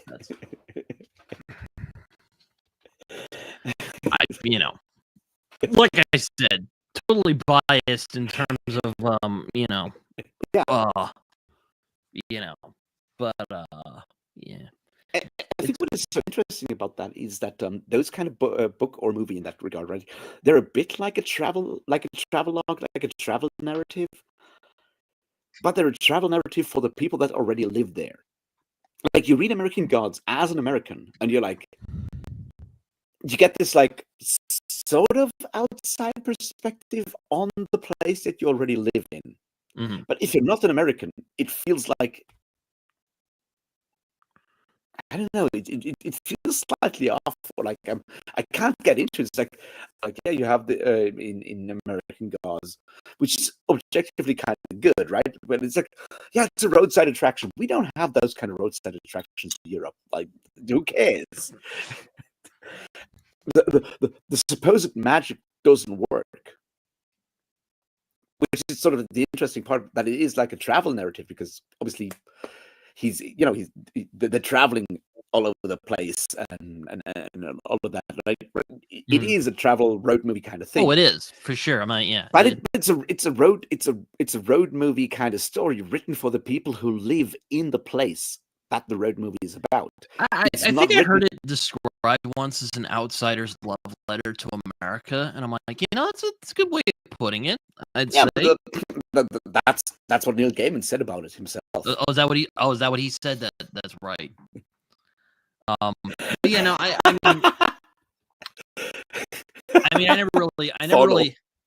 never really quite like that, but that probably helps my appreciation of it. It is a novel about America. It's in the title. Of course, but it is more a novel about America for Americans than it is a novel about America for non-Americans. You know what I mean? Mm-hmm. Yeah. Like, it's like, oh wow, Neil Gaiman really likes America. I'm like, well, most people like America who come here. Hang out for a minute. You might want to read Travels in is it called Travels or Journeys in Hyperreality by Umberto Eco at some point.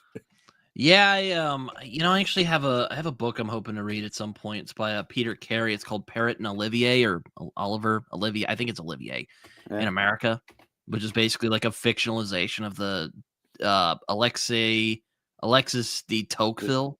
Tocqueville. Oh yeah. Journey. But have you read the Tocqueville? I have not, but I know of it. It is surprisingly accurate in a lot. Obviously, the Tocqueville was a very, very observant writer in a lot of ways, right? Mm-hmm. And he gets a lot of stuff like about early 19th century America very, very right. And there's stuff he goes like, well, this is going to be a problem unless they fix it. And you look at it today, it's like, yeah, you never fixed it, and it clearly is a problem now. Yeah, we've really gotten I'll have to read it then. It is worth reading just as like a historical document on like what an outsider thought of like early 1800s America. It's really worth reading in that regard. You don't have to agree with him, obviously, but I think it's interesting to see to learn what a very, very well-educated French person, like a very well-educated European person, thought of America in like the early 19th century. And like he looks at like the good things and the bad. Like he's not there to hate. He goes like, well, this is really different from like what we do over here on the continent. But here's the strengths, here's the weaknesses, here's how this is going to go really, really poorly unless they do something. Yeah, that's fair. I'll have to read it. I mean, I'm more familiar with like American Enlightenment or like early America, like Thomas Jefferson and Alexander Hamilton and Thomas Paine. Yeah. Those guys. Yeah. Ben Franklin. Yeah. Oh, that's funny. Oh yeah, he was cool guy. He's a character in Mason Dixon. Of course he is. I mean. Oh, is he? That's interesting. Yeah, it's all about him playing around with electricity and MILFs. Yeah, I was actually, I was watching Steve Donahue's big video he did a few months ago about, but it's a bunch of historical fiction recommendations he had. And actually, his favorite Pinchon book.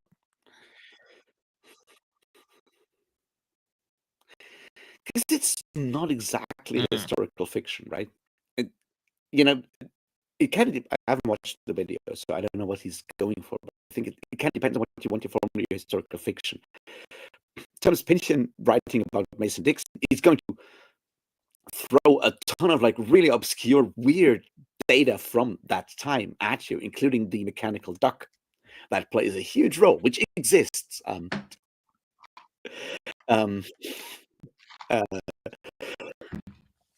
Don't look up look up the mechanical duck. It's a really funny thing, but he puts all of that weird shit in there.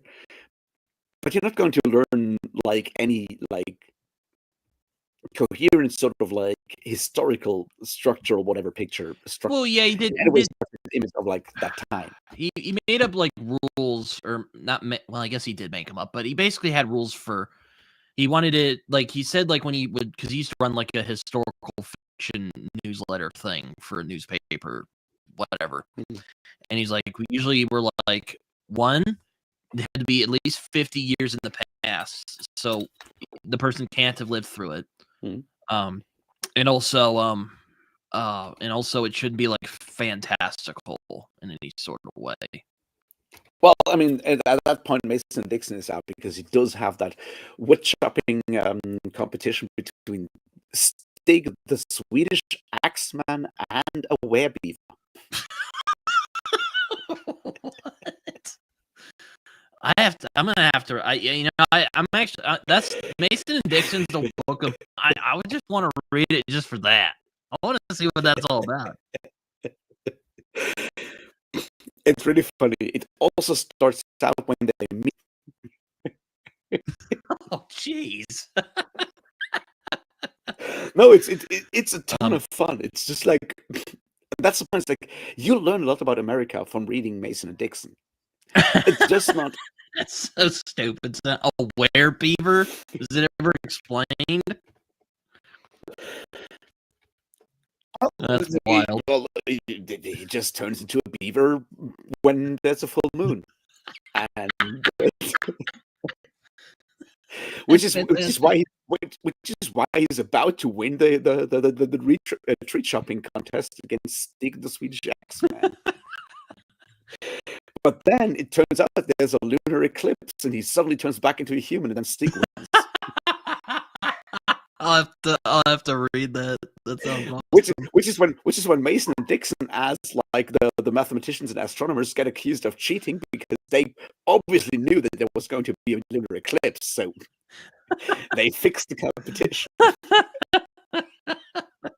Like it is Thomas Pynchon. It's funny. That's great.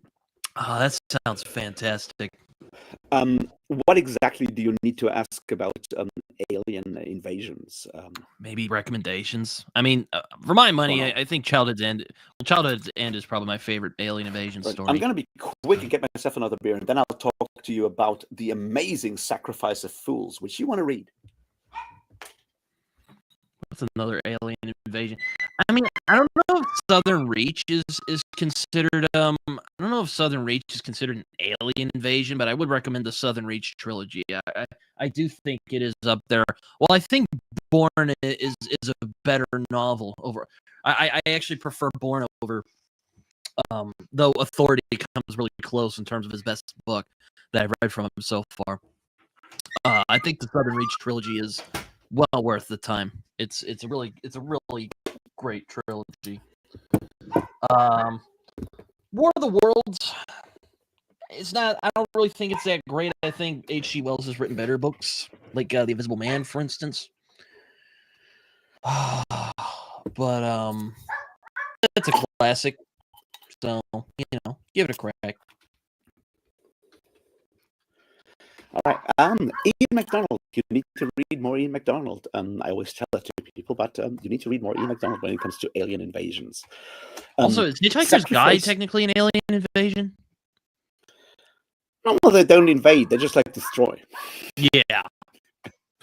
So that's why I'm asking. I'm like, well, I don't know if it's really. They're just like, hey, we're gonna blow up the planet. You're gonna have to leave it. I mean, technically, it is because they're the Golgotha Fringians that take over, and all the people die, which is the end of like restaurant at the end of the universe. But yeah, I mean, it's still worth reading. I mean, no matter what it is, you need to read Hitchhiker's Guide to the Galaxy. It's very simple. But yeah, Ian MacDonald, A Sacrifice of Fools is a story set in early 2000s Northern Ireland, where aliens came to Earth as refugees, not necessarily as invaders. And it's kind of, it may like be District 9. Yeah, there's certain parallels there, and they have been settled in Northern Irish society, which obviously means that there's like the whole Northern Irish versus Irish conflict plus aliens in there as well, kind of stuff. It's a really depressing kind of book. It's really fascinating, and it's like very dark, sort of like examination of Northern Irish existence, which makes sense because Ian MacDonald lives there. The other one that is really good by Ian MacDonald is, of course, Chaga, Evolution Shore in the US, which is set in Kenya, where an alien thing crashes down in. It's hard to describe. So something happens. An alien life form crashes down close to Kilimanjaro and slowly starts taking over the land and taking over the countryside, transforming the countryside into like a very different sort of like landscape and so forth. And how Kenya deals with that, how the United Nations deal with Kenya dealing with that, how the United States deal with the United Nations dealing with Kenya, dealing with that, and so forth. It's a very interesting, like, it's really good for a book written in like 1996, dealing with the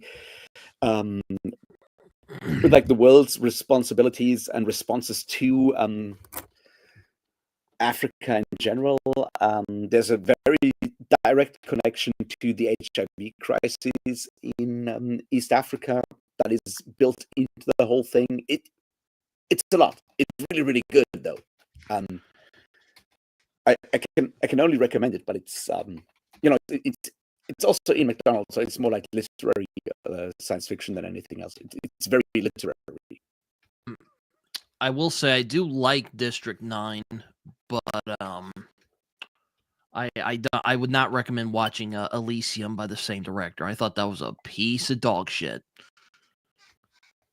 And yeah. I don't know if you've seen Elysium, Raph. Maybe you'd like it. It's...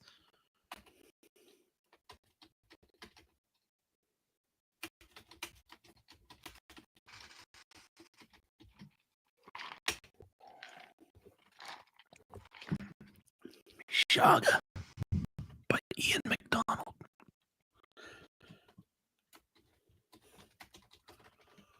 Yeah. Or, of course,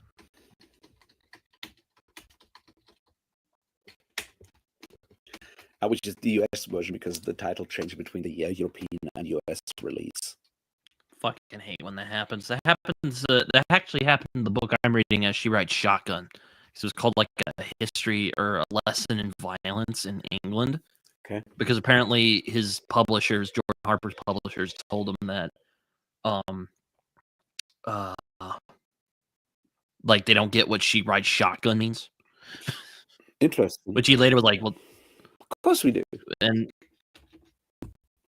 well, I mean, people in England. This wasn't in England. This wasn't in I don't know if it was in Europe, but and then later on, he was like, well, it certainly has become like a fixed term in Germany. Like even here, people say shotgun for do that. But do you know where it comes from? I don't actually. Yeah, I don't know where it comes from. Well, it came from the person when we had like mail coaches and stuff. You have like one person sitting next to the driver with a shotgun to react immediately if you get like attacked by highwaymen. That's the person who's riding shotgun. Oh, well, you know what? That actually makes sense. Yeah, I know. It's very obvious once you think about it. That's good. Yeah. Makes me think of She Rides Shotgun because they get ganged on by the and lady. Yeah. Yeah, no, that's where it comes from. You ride shotgun because you're sitting next to the coach driver has to handle the horses, so they, the coachman doesn't have like the coach person doesn't have like a hand free to actually aim or shoot anywhere, and you use shotguns because if you're attacked by highwaymen, you need to scatter. Is So that's where like riding shotgun comes from. Let me think about other alien invasion stories that I can remember. You know what? I'll look on my science fiction list here and see if I can find any. I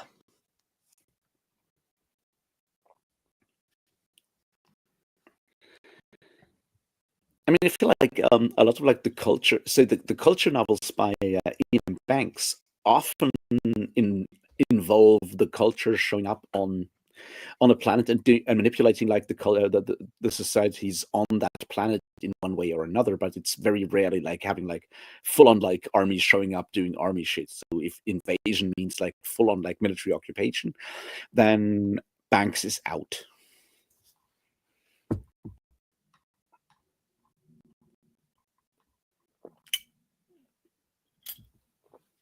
I wonder, is it thundering outside or did someone come back home? Hold on.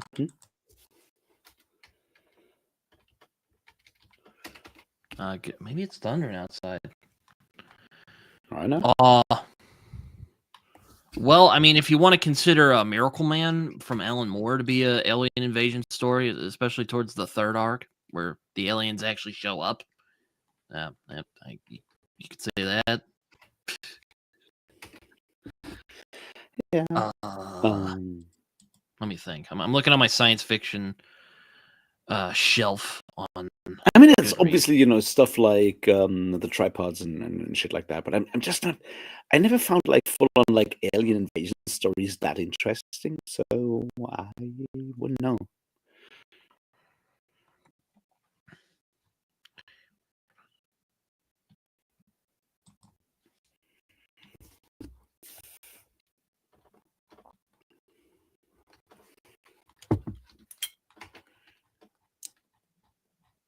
Is Embassy Town an alien invasion? It's more of us invading the alien story, though. Like, I mean, it technically is still like an alien invasion because, like, alien just means the outsider, right? So technically, alien. It's an alien invasion. It's that humans invading like a different planet. I mean, in that regard, The Word for World is Forest is also very much an alien invasion story. I guess the Martian Chronicles, maybe. I don't know. I love the Martian Chronicles though because they're so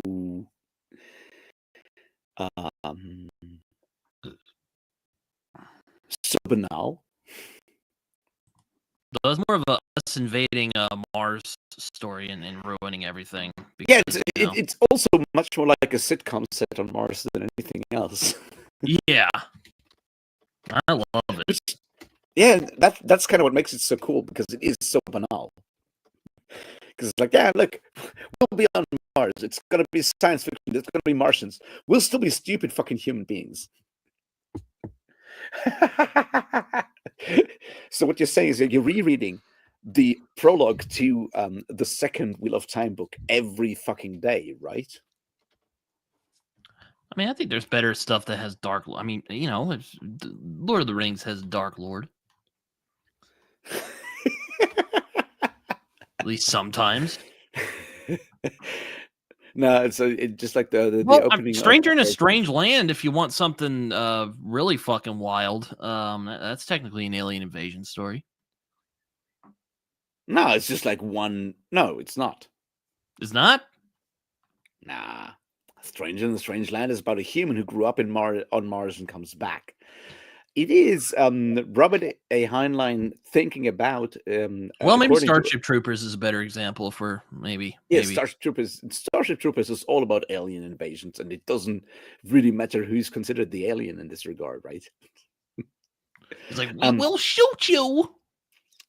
Now, apparently, Heinlein's first pitch for that, according to Astounding, was a Martian Mowgli story. So it's very much patterned on the Jungle Book by Rudyard Kipling.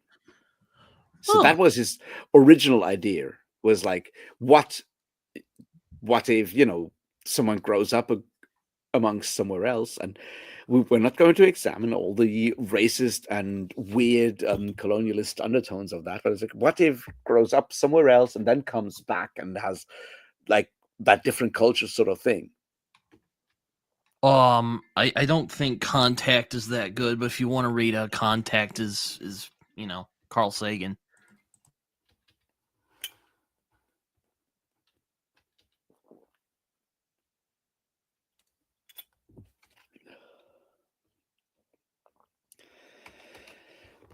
Like things like I've read like A Mote in God's Eye by Jerry Purnell and Larry Niven, and it does have like those. Be right back when I let my aunt in. Well, it's not that good.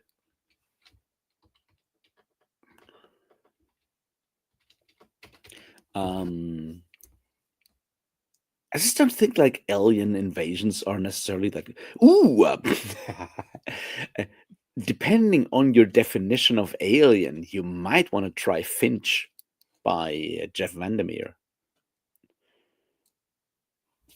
which is shroom people taking over a fantasy city, which is very heavily sort of like patterned on or inspired by the Nazi occupation of Paris, just with like the Nazis being shrooms.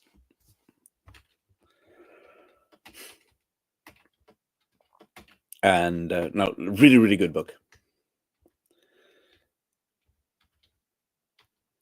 So there's that. I mean, technically, I guess the Southern Reach is also like an alien invasion of a sort.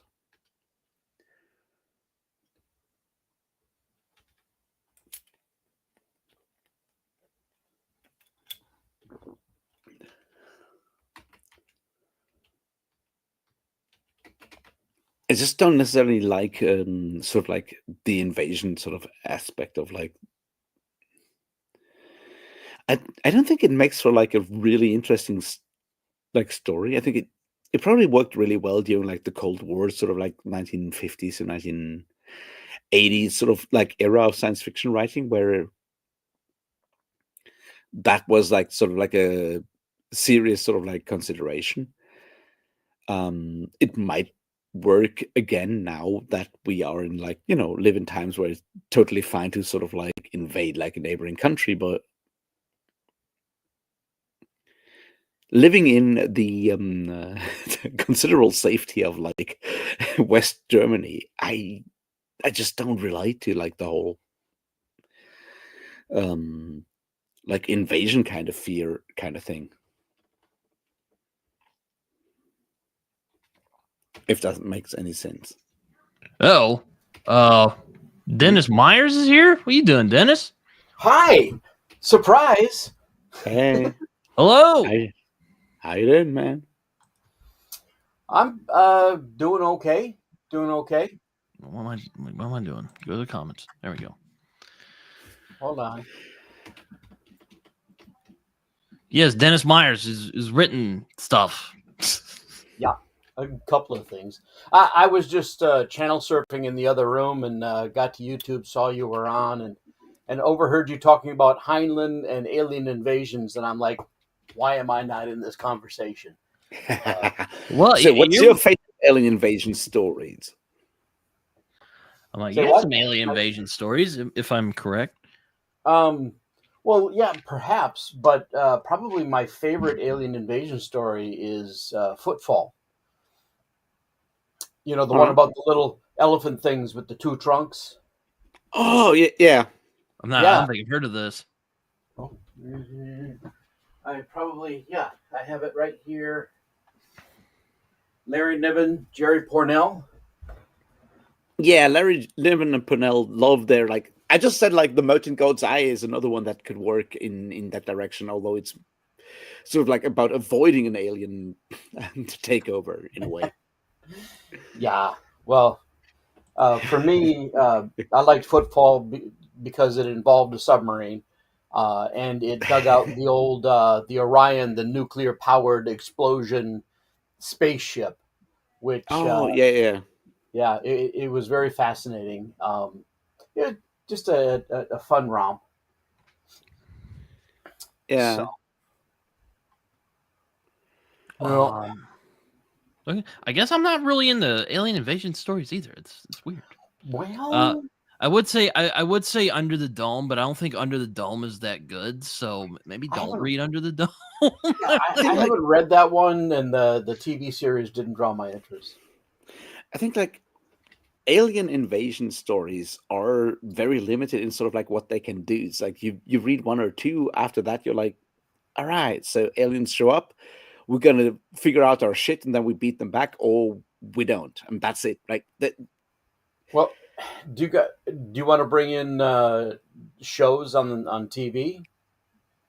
Is this just about books? Well, I mean, if our friend asked for recommendation, I think it was about books. But if you want to recommend TV shows, go ahead.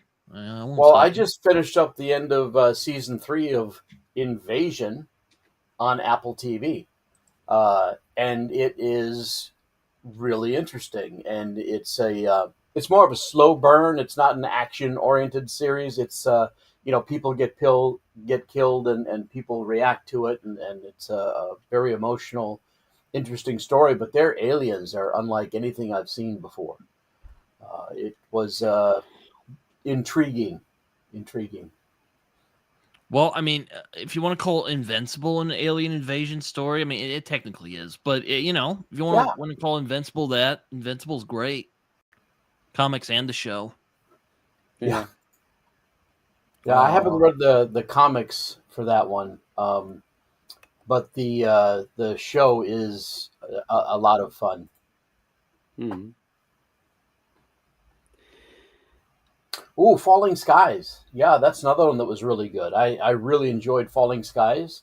My biggest gripe with that was the shaky cam. They went way too overboard with the shaky cam.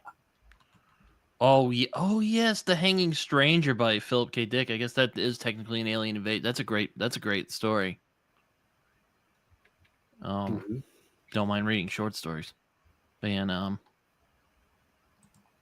feel like alien invasions might just actually work better in like a short story format. Like I said, like the in 1950s, 60s, the Tripods one, for example, is like, but they're more like YA at the end of the day.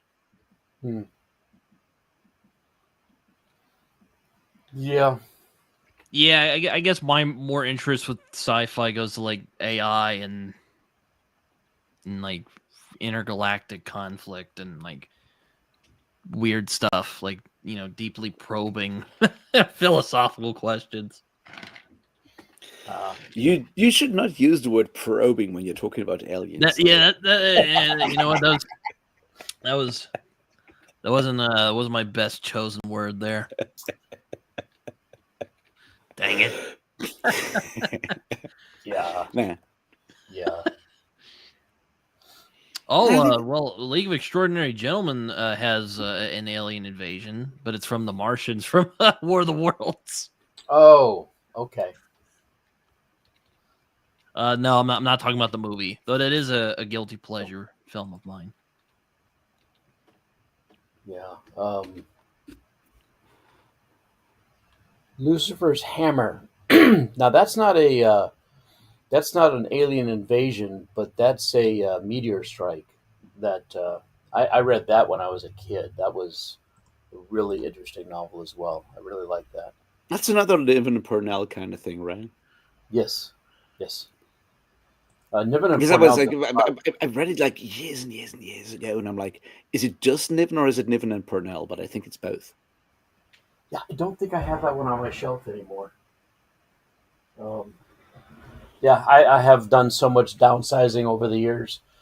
As a matter of fact, I didn't have Footfall on my shelf. It had been given out to somebody who wanted to read it, and Yeah. I'm, when I lend something to somebody, it's a gift, not a loan. So if it never comes back, I don't worry about it.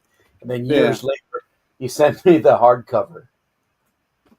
So that was his way of giving it back. Yeah. Yeah. So, Raph, are you an author too? No, I'm not. No. I am way too chaotic to actually finish writing anything. Well, if you argue for your limitations, you get to keep them. However, not everybody wants to beat themselves up and be a writer. It's like I've toyed with like writing and stuff. I'm just like very, very slow. So, it's a thing that might or might not happen. But I don't think I'll start with like science fiction. It would be like more historical fantasy, whatever kind of stuff. Oh, okay. So you like historical fantasy? Sometimes. I mean, I like all kinds of stuff, right? How about angels and demons set against the Spanish Civil War? Which of well, I mean, you can do something with like I don't know if it would work like in the long run, but you can do something with like just like with like the bombing of Guernica, you can do something like with like angels and demons and doing that. I can see that working like really well in like a comic book kind of thing because it has to be sort of like visual because it is sort of like the time where you have like filming as an option, so it's a visual war. Like we have a lot of like visual depictions of that, so I think it might work better as like a comic book kind of thing. But I can see This was written that by a friend of mine, Teresa Frohock, and okay. it is something like I did not expect. She also wrote 3 novels that follow this that take the fight into World War II. Okay, interesting. So, just thought I would plug my friend. Okay, cool. Now I was starting to do like research on something on sort of like labor struggles and folk in like late 19th, early 20th century in New York with like different like immigrant communities having their specific sort of like magic traditions and how they mix up with like Tammany Hall and like organized crime and the beginnings of like sort of like labor organization in America in a way. And I think there is something there. I just need to figure out how to do that.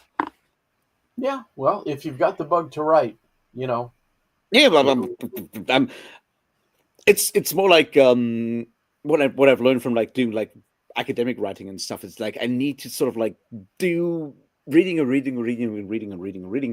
until like the reading of a subject like really kind of pisses me off, and then that's sort of like the point where sort of like the idea is then sort of like when it switches from like intake to outtake, you know what I mean? And then I can figure out what to do with it, and then I can do something about it.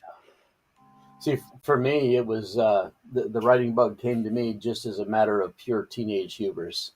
I Yeah. was about 17 years old when my Yeah. mother gave me a novel. Now, the background is my mom and my grandmother kept feeding me novels. You know, I would reread paperbacks as a kid. And my mom handed me one that she thought was really great. And I started reading it, and I couldn't get into the story. I thought it was just something wrong. I won't say what the author was, but it's a very famous author. But I thought that the book was crap. I didn't like it. Yeah. And at that point, because I was so full of myself, I Mm. thought, well, I can do better than that. And I sat down and outlined my first trilogy that year. And I have been tinkering and toying with ideas ever since then. And now I'm finally getting them in print. So, Yeah, I think that's definitely like hubris is like a key thing when it comes to writing, I think. mm-hmm. Because yeah, I mean, not just writing, like any sort of like form of like art, right? Like you have to have like a certain level of hubris to actually put your stuff out there, right? Like otherwise, you'll just never do that. And that can be justified hubris, but you'll only know once you actually do the thing. You know what I mean? Oh yeah, oh yeah. Um, my my fifth book just came out Mm. about a week ago, and the Oh, reason congratulations! oh yeah, thank you. The reason I self published is because the publisher of my first series didn't want another book in this universe, Okay. and he didn't like my proposal for this new series idea because it's too disconnected for him. He wants fast paced military action and a through story that is the Yeah. same characters every time. And I wanted to switch it up, so I published it myself. It is out now, and it's going slowly, but it's there. So I've started to get feedback from the people who helped in the Indiegogo campaign, and so far it's looking good. Yeah. Yeah, I mean that's like the thing, like with like the military Right sci-fi, back. for example. It's very easy to sort of like have that like very like formulaic kind of thing, where you know that it's gonna work if you write that in like a formula, right, kind of thing. Hmm. Yeah, But then yeah, again, like I know that not from writing, but like I've done a lot of like stuff with like music kind of people and like heavy metal and whatnot. It's like at the point where it becomes something that actually is more than just a hobby, you're in that moment where you have to figure out whether you're working to market because it becomes sort of like your income or not. And once it becomes your income, and you're kind of beholden to sort of like external requirements, and then you need to sort of give up your like or not give up, but like at least compromise with your inner sort of like what you want to do, because you also yeah, need to sort of like pay the bills at some point, right? yeah, and that's kind of I had this the tug and the pull. Do I focus more on military sci-fi so I can get them through this publisher, Yeah. or do I write the books that I want to read? And I kind of chose to go in both directions. I've got one series that I've been working on that is much more military, much more action oriented. Um, Still working on getting that edited. But then Yeah. I wanted to move forward with following my hero ship as they go and visit other worlds. Mm. Um, and you hit on music a moment ago. Yeah. One of my inspirations was the story of this Japanese band, um, where one one young woman decided she wanted to be a rock star and she wanted to put together a band, and she had this idea. You know how maid cafes are really popular in Japan? Yeah. She wanted the pretty costumes like Which maids. band are you talking about? Band maid? Uh, okay. No, I don't know them. Yeah, well, you should if you like rock and roll. Uh, I'm not too big into Japanese music in general, but like, no, I didn't know them in particular. But yeah, okay. Yeah, Go on. well, their story inspired me to actually sit down and write when I had the chance. Um, Now, their older music, 2017-ish, 2018, Mhm. that era is my favorite, which I Uh, really enjoyed. They have since gone a bit more anime, a bit more aggressive, and it's not really my style anymore. mm. But back then, their older music was like old. It was like listening to old rock and roll when I was a kid because I Mhm. couldn't understand the lyrics back then either. Yeah. Yeah. Anyway, my son has come over for dinner and my wife is cooking. So I just wanted to come in, say hi, uh, Cool. say hi to Good hearing Britton, from you, Dennis. you know. So happy reading to everybody and, you know, have a good time. Take care, my friend. See you around, man. Bye bye. Bye. It's very kind of Dennis. Sorry, I was looking through. The Great Win because I'm thinking about sneaking that in December somewhere. It has Aleister Crowley in the prologue. Bringing us back. That's not a spoiler. He's just like right in there in the prologue. He's right in there. It's just in the prologue. Yeah, the prologue is Aleister Crowley and Dion Fortune hanging out and drinking tea and talking about stuff.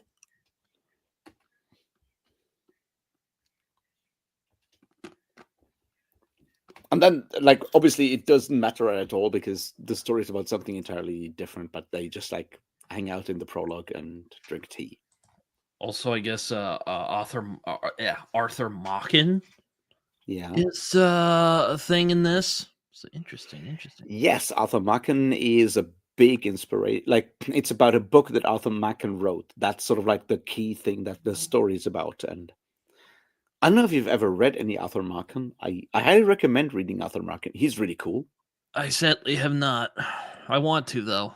He's a huge inspiration for like especially Lovecraft and Howard in all kinds of ways. I personally think that his The Hill of Dreams is really good. It's more like an inspiration that you can see in like Lovecraft's some of the dreamier sort of like dreamland stories. There's other stuff like is it called the White Powder?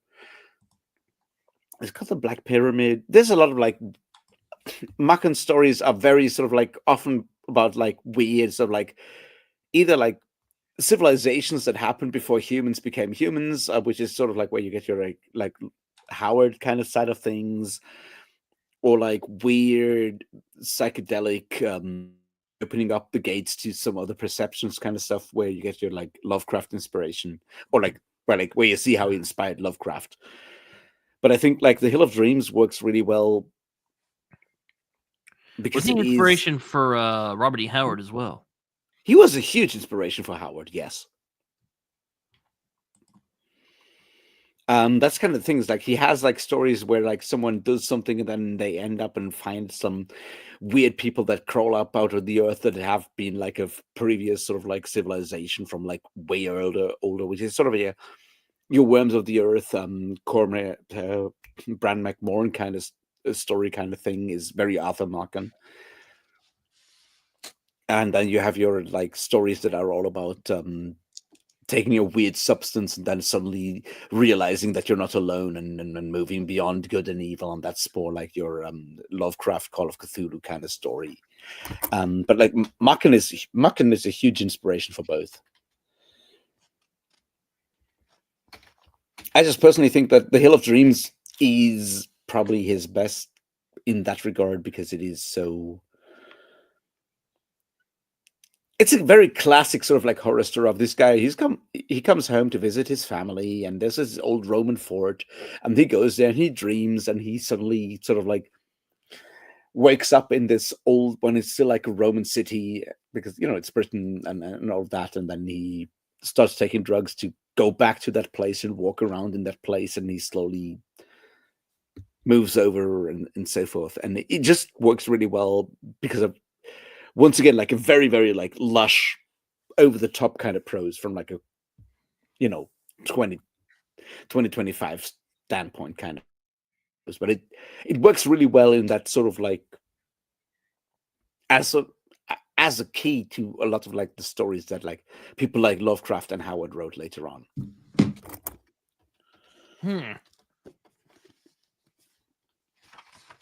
I look forward to seeing. Oh, hold on.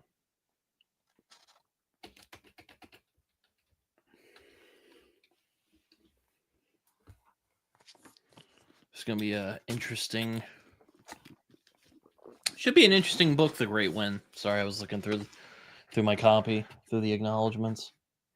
I'll look through it Which some one? more later. What? Hello again, Joe. Just missed Dennis Myers. He was talking about some TV shows.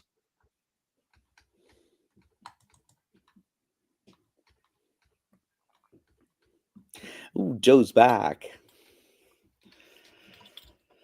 Britton, how long are you going to plan to do this?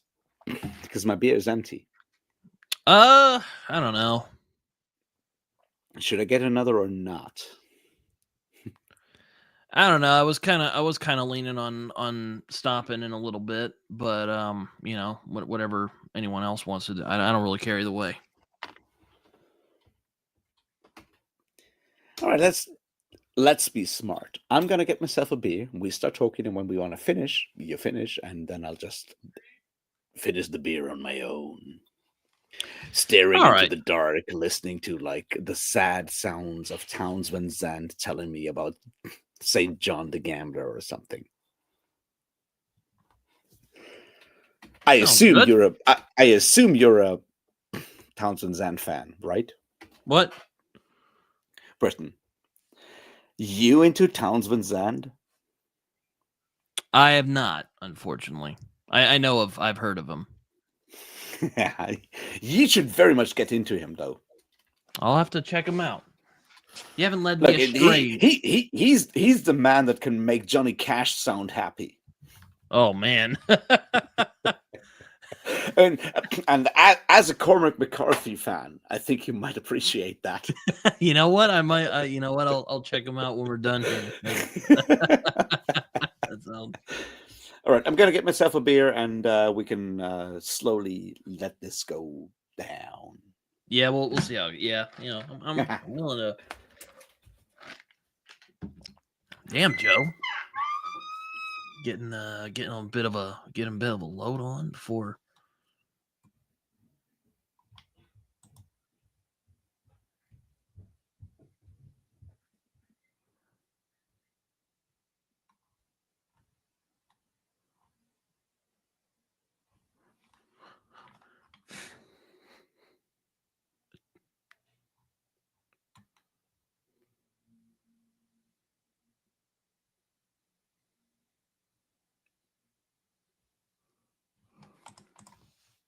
I went to Germany and have been really craving beer ever since. Yeah, they make beer over there in Germany.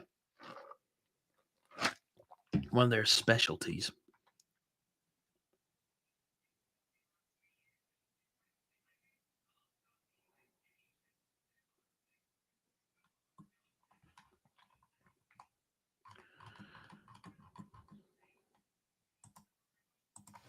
Yeah, I'm just looking through some books for me to read for the rest of the year because I have a couple that'll probably take up some time. And I also just recently updated my phone, so now it looks like glass. Look at this. Very nice. Thank you, Nanny. If she ever watches this, which I doubt she will. But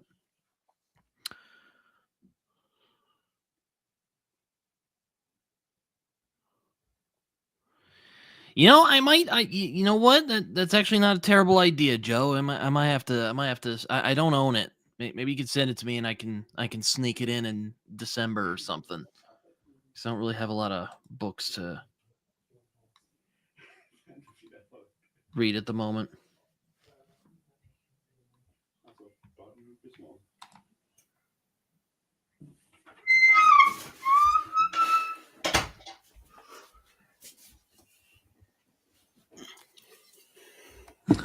LOL, I'll send a copy.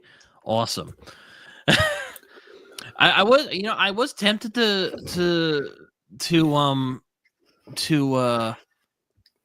I was tempted to recommend Hyperion as a potential alien invasion story, but A, I don't know if it counts, and B, I don't know if I wanted to hear Raph go on another tirade about Dan Simmons. Entertaining as they can be sometimes. It does not count because there's no aliens. Oh, yeah, that's right. I mean, there are aliens, but no one invades them.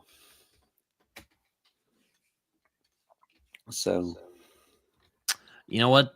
I'll take it. So, like, I don't.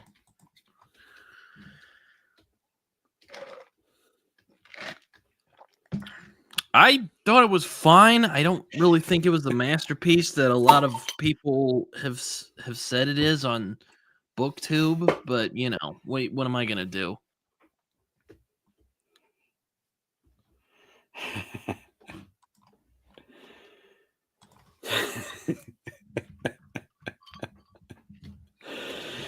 all those fucking Hyperions read. I don't know. Fuck me. No, but Joe, I'm glad to hear that you're missing beer, German beer.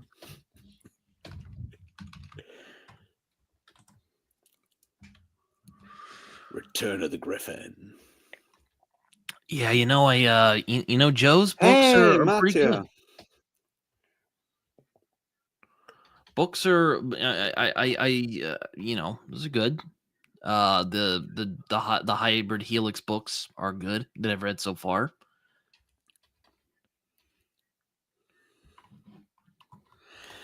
Yeah, Mattia, like I've left like most Discords, so I'm no longer on like the fireside or anything. So yeah, nice to see you. How you doing?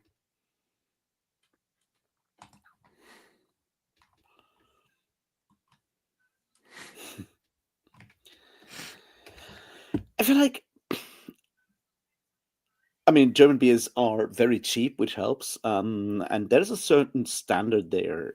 I feel like German beer culture is relatively monolithic compared to some other countries. But that's like me speaking from like the privilege of being in Germany, where like beer is like 50 cents the bottle, right?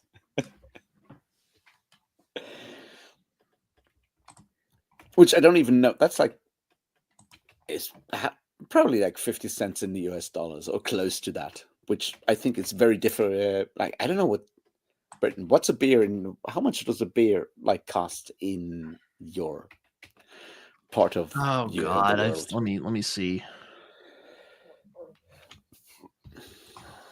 How much does a beer cost in US? $12 to $15 is what it says. For what? For what size? It's for a 12-pack of domestic beer in the United States. 12-pack of like how many like oh fuck, you sell that stuff in fucking ounces or whatever, right? I don't know. I don't drink a lot of alcohol, so I don't know anything about this.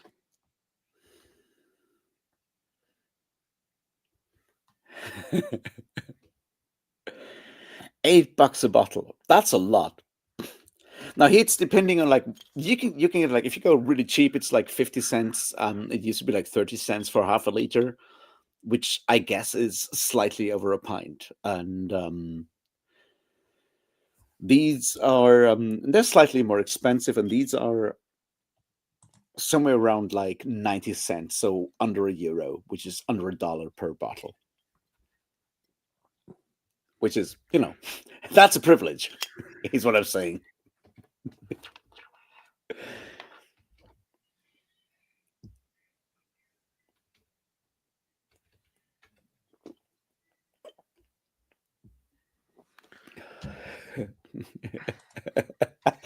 Yeah, Mattia, it's like, here's the thing, like I was at a punk concert on Friday, and it was really cold on like the train station at midnight, and I checked like the temperature, and it was like 3 degrees, and like that was really cold. And then like yesterday during the day, it was like, holy shit, it's still fucking freezing. And yeah, Yeah, we have definitely gone below freezing last night, so we're Damn. yeah. Yeah, we're definitely at the tail end of autumn here. Damn. So that's a lot. Yeah, it's cold. It certainly was not. I certainly realized that It's just a little nippy out here in Oklahoma. Damn, dude. Fuck. Let's just say I realized that just putting on a denim jacket was definitely not the way to go. When Doesn't sound like it. No. kind of sucks.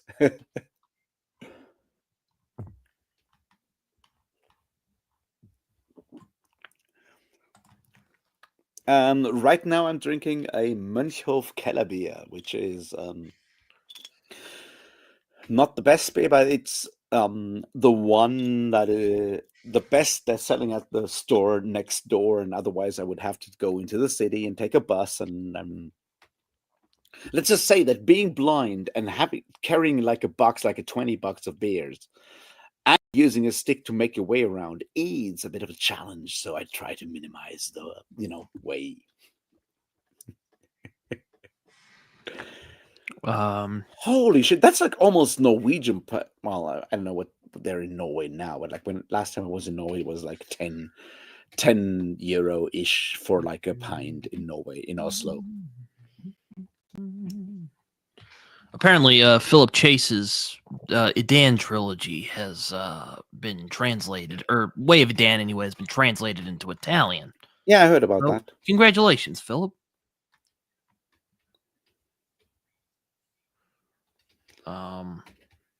Yeah, I saw that. And that's really cool. Like, I mean, holy shit. I think like one reason why beer is so cheap in Germany though is that when it comes to taxes, we have like a reduced tax on Oh, that's staples. right. He did do that, didn't he? Yes. We have like a reduced tax on staples, so like bread and some other things that are considered like actual staples for like food have like a reduced tax rate of 7% of value added tax. And beer is considered a staple, so it also has like a 7% tax, whereas the regular tax on products is 23%. So that's why beer is so cheap here, because we consider it to be like essential. Yeah, no, it's I mean, if you're from California, I guess that makes sense. You know, you're can't even take a piss there without paying a bunch of money for it.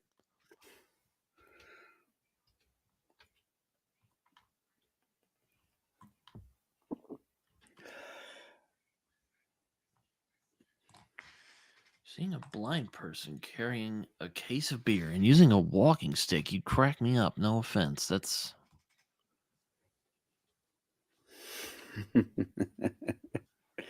I have seen. I think I've seen Raph use a walking stick somewhere. I think I've seen it in one of his videos. Like one of those little. What do you call those that blind people use? Yeah, technically you call him a cane, but yeah, it's a stick. Yeah.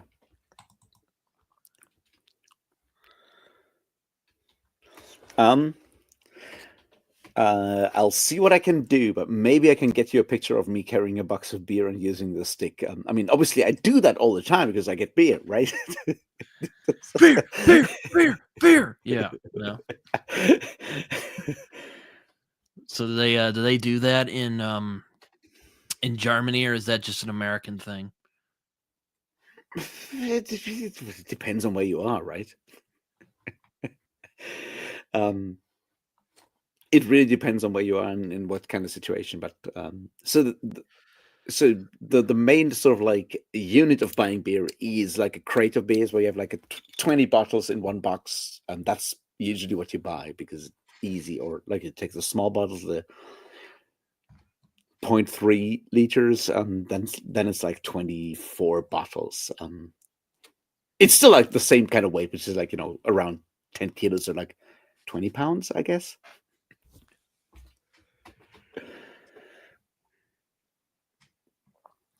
7% is Mattia, is the VAT on beer.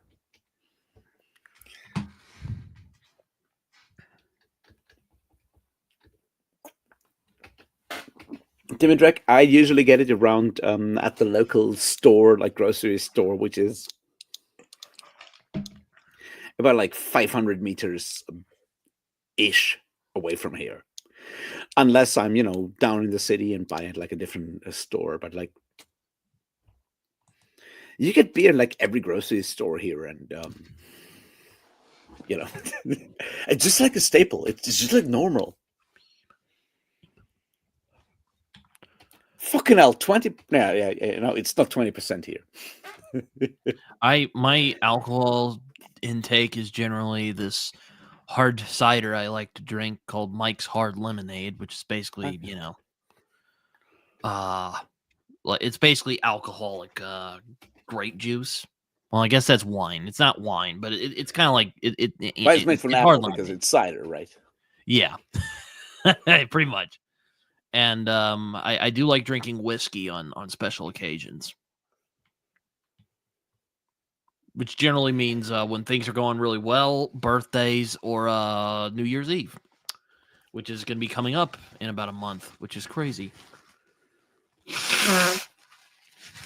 Can you believe it, Raph? I have to ask a beer question to Mattia. In Slovenia, are you a Union person or are you a Laško person?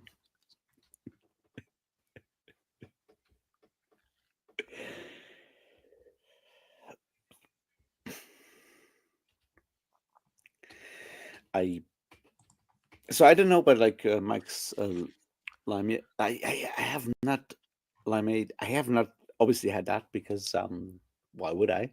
The part of Germany where I live has a very specific cider tradition, but it's very different from like British cider, and I suspect it's very different from like American cider either. But it's a very, very, very sour kind of thing. It's very, very tart in taste. It is indeed quite good, especially the black cherry. That's the one I generally drink when I get them. Anyway, I haven't got one. I haven't drank any since I got back from Florida, or since I was in Florida actually, because we didn't take it home with us. Yes, I do like whiskey from time to time. The last time I drank whiskey, I didn't even drink that much, and I was already kind of like, oh man. So I'm a bit of a lightweight, unfortunately. I'm not good at parties, unfortunately. Wait. Drinking is not the thing that makes you good at parties, right? I mean, it's important. No. That's important, right? Like drinking should not, like, don't use drinking alcohol as a tool, right? Don't go like, well, I need to sort of like reduce my inhibitions or whatever. That doesn't work. Like, drink whatever, if it tastes good, drink what tastes good, but that's it. But like beyond that, like being a lightweight doesn't make you bad at parties or good at parties. That's not the point. And it's important to understand that, because there's so much like bullshit around, like, oh, you're gonna be able to drink like liters and liters and liters of whiskey. Trust me. No, you don't. What was that voice? Is that your like noir tough guy voice? I don't do tough guy voices. Trust me. Look, I don't have fucking Totenkopf tattoos on my chest. I don't have to go down deep to be. Yeah, that's true. I don't know. I'm just not. I drink. I was with a friend. I was with some friends of mine once, and we drank. And I just had a drink of Guinness. And I'm like, let me try it, because my friend really liked Guinness for whatever reason. I'm like, I'll try some Guinness, and I had Guinness. I'm like, oh shit, that shit hit you like a brick, man. It do. No, Mattia. So the thing is, like, I have a lot of friends in Maribor, and they were like always like Lashko people and hate the people who drink Union because the rivalry between Maribor and Ljubljana. So that's why I was asking about your favor, your specific perspective on Union versus Lashko. Jimmy's here. How's it going, Jimmy? Just talking about alcohol. It's fun. Not as controversial as we have gotten on this show. It's actually quite benign. Yes, in Split. Now, like, here's the thing. Like, I've not been to Split, but I've been to diverse places in Croatia, and being drunk and walking into a tattoo parlor in Split, Croatia. And I know people from Split. Yeah, of course you're gonna get the fucking Nazi tattoo. That's like exactly what will happen. I'm so now, like, Croatia is a weird place. A friend of mine, we went to Zagreb for like a conference, and his belt buckle broke. So he walked into a store, like a regular main clothing store, and to buy like a new belt, right? And he got a fucking Thor Steinar, which is a neo-Nazi brand kind of belt, just sold in like your regular like fucking clothing store. That stuff happens in Croatia, depending on where you go. If you go to Pula, they'll probably just like fucking skin you alive if you do that. I'll Because admit, I thought he was saying Marigon, which makes me think of The Sopranos. Because, they eat food a lot, and I guess that's like a type of Italian food. I'm like, yes, where would Raph have fucking Italian food? I mean, yes, sure they have it in Germany. the Totenkopf is it's so fascinating to me. Okay, quick language lesson. Totenkopf in German is just Totenkopf is just a German word for skull. You translate it literally, it means dead head, right? It's just like the German word for like a skull versus head. But if you translate it like in English, it's the SS skull. In German, you would say like an SS Totenkopf because, of language stuff. And Split is definitely on the more right-wing side of Croatia, from what I can tell. I mean, obviously, there's like super cool people in Split. I know some really cool people in Split, but it's more like a conservative to right-wing sort of like part of Croatia. And if you're a very drunk person going to shore and going like, "Oh, it's a cool skull," I totally get that, right? But you're gonna find out at some point. That's sort of like where I see the issue with the whole skull thing. But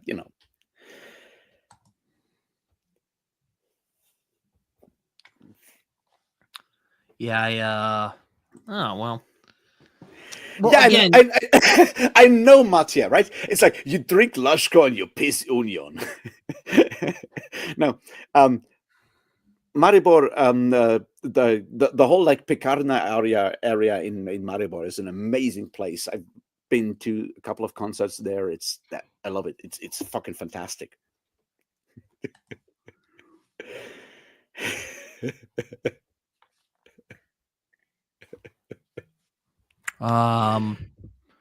Well, I mean, going back to my sadness that Raph is blind and can't read a lot of comics.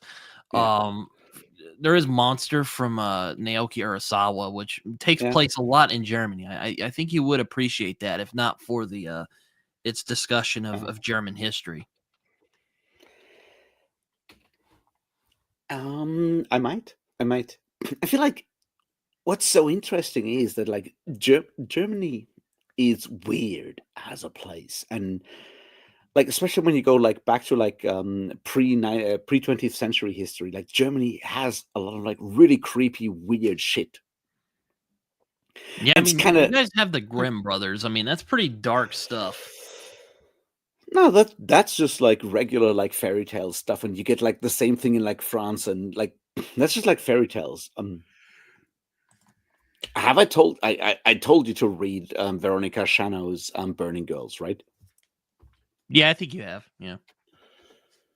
dude, like really, seriously, read Veronica Shanow's Burning Girls. It's fairy tale retellings, angry, anti-fascist, feminist, Jewish fairy tale retellings that absolutely fuck you up in like really brutal ways.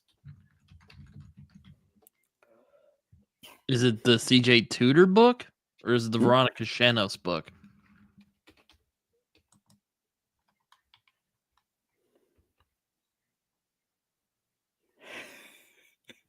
I'll think it's the Veronica Schnoes. Shanos? Shannos.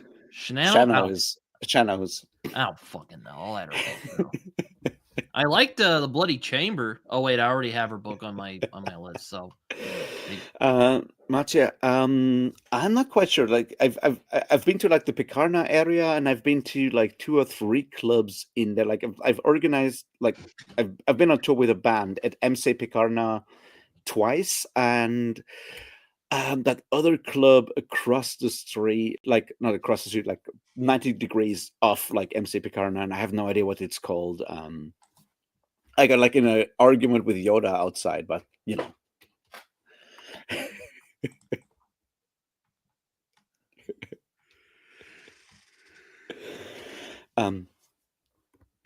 No, Veronica Shannow's Burning Girls is a collection of fairy tale retellings, and they're like very punk inspired in a lot of ways. And she has this amazing retelling, and I need to look up the title for it, but like it's a retelling.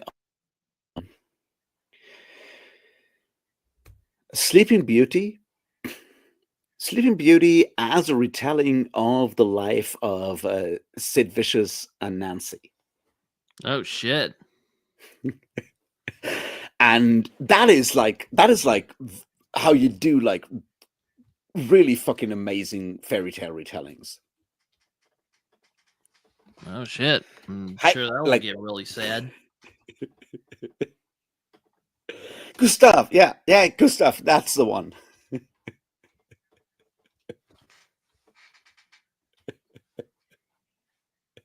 Yeah, one of my 2026 reads I'm hoping to get to are the Ladies of Grace Ado, I think is what it's called. Oh, that's a Susanna Clark short story, like a story collection. Yeah. Yes, I'm hoping to get to that to kind of round off my my readings of her books, because I've enjoyed both books that I've read from her immensely.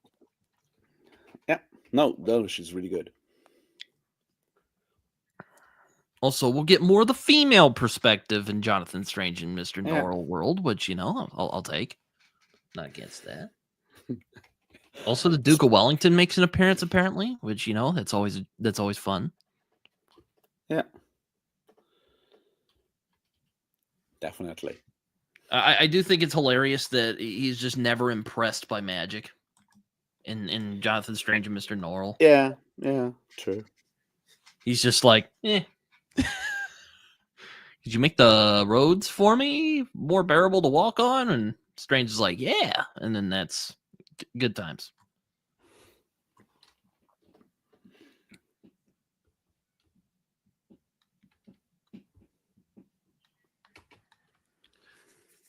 Man. Yeah, no, it's been a time. That's all I'll say.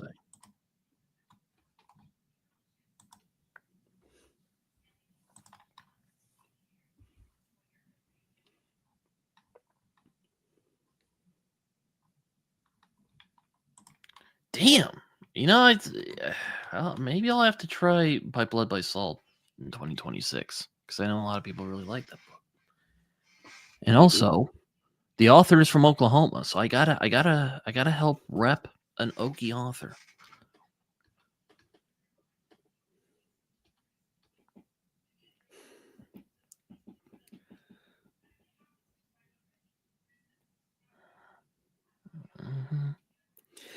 Mattia, like there's a good chance I'll come to Maribor in the near-ish future, and I'll let you know. And yeah, we got to meet up for like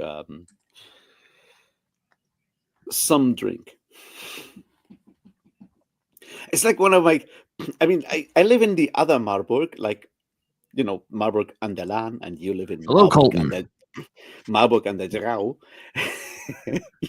And I have done the thing that people do, which is like I've pissed into both rivers in both Oh, Marburgs at this jeez. point. Oh, man. Oh, man. That's Hey, Colton, how you doing? makes sense now why Demidrek loves jazz so much. He's French. That makes, or maybe he's not French, but the French like jazz. Yeah, I've heard. I've heard France. Demidrek has like French connections, family connections, which is why he can get into France relatively easily. Was it a pain in the ass to get into France or something? Generally, not like if you have like family ties, it's easier to get like citizenship and stuff. You know what I mean? Oh, okay, yeah. Isn't that anywhere? It is everywhere, but like for my mom is Demidrek, French. it's France. Okay, that makes sense. All right. Be like, why the hell would you? I mean, nothing wrong with France. I mean, they got Paris, but I've heard it smells bad and it's fucking cold and rainy there all the time. That depends on where you are in France. So it smells bad in Paris, and it rains all the time in Brittany. Those are very different places. Oh well. Well, every time I see it in the movies, it's either, it's either like nighttime and people are playing like super romantic music, or it's freaking cold and rainy. Yeah. Or at least looks cold and rainy. No, I mean, Paris is just like a super fucking huge city, but like the stuff that Paris has done with like urban like traffic and stuff is amazing of the last like decade. Like the French mayor, the Paris mayor, Anne Hidalgo, I think is her name. It's like so much like reduced car traffic, make good public transport, lots of bikes and stuff. It's so much better than it was, and it's a really good city. And the rest of France is the rest of France. You can get like amazing, like incredible good food in Perpignan, which is, well, I mean, it's Catalonia, but like the French side of Catalonia. And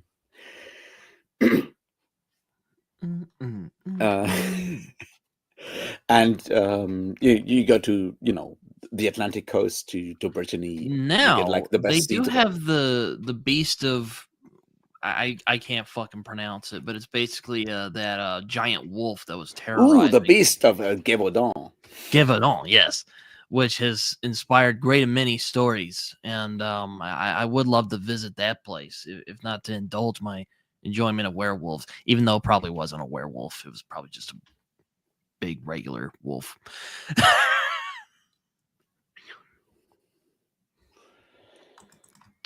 I have heard, believe it or not, I have heard of King Gizzard and the Lizard Wizard, but that was from a video of Michael Shannon talking about bands that he likes, and that was one of them.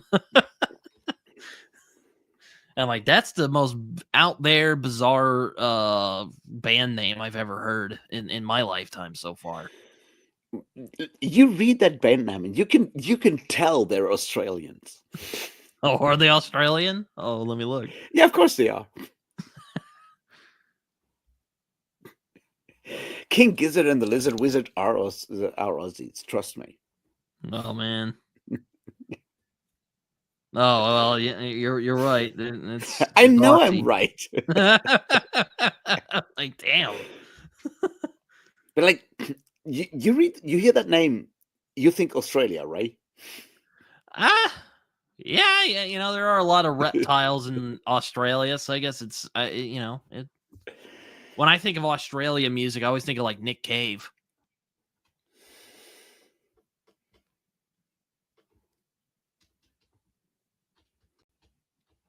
Nah, Australia has like a lot of like really interesting, weird music stuff. If you want to listen to like a really deep cut, Australia's prog band, The Master's Apprentices, Death of the King. Oh, that Um, sounds right up my alley, actually. It's a weird progressive rock song about the death of Martin Luther King. Oh, And it's that's from like right around that time, like it's like old 70s weird prog rock. They're like super uniquely weird. oh shit! It was formed in 1964. Jeez, Yes. that's as long as my dad has been alive. It's ridiculous. The last album was in 1988. This Yeah. is what it says here. Yeah, no, you know what? I'll have to listen to Dragon because Colton is really going hard for this song called Dragon by King Gizzard and the Lizard Wizard. No, the King Gizzard are they're fucking amazing. Though again, that's probably the most bizarre band name I've ever heard in my life. I mean, I'm sure there are weirder ones out there, but that's probably the weirdest one. Yeah. When it comes to track names, though, the one band that you always need to listen to is Low Cunning. Low Cunning. Low Cunning, Low Cunning is fantastic. Low Cunning is a one-man project. The guy also plays in a bunch of like heavy metal bands, but like what he does with Low Cunning is he plays like video game soundtracks, basically. But he plays everything on guitar and then uses effects to make it sound like weird Sentence of the Shitty Wizard. Yes. All of the Shitty Wizard stuff is so fucking amazing. Penitence of the Shitty Wizard, Side Quest of the Shitty Wizard. I'll have to check this out. you got to look at the fucking song titles, and they will absolutely fucking blow you away. Hold on, let me. King Gizzard and the Lizard Wizard. Yeah, there we go. The best part of like the Low Cunning stuff is like you get that only on Bandcamp as a download or on cassette on a tape. The new one is you can either get it like side one is the whole thing. It's God, what's it called? Unfortunately, Colton, I'm probably going to be heading off in a few minutes, but I will let you know on Discord what I think of it when I listen to it.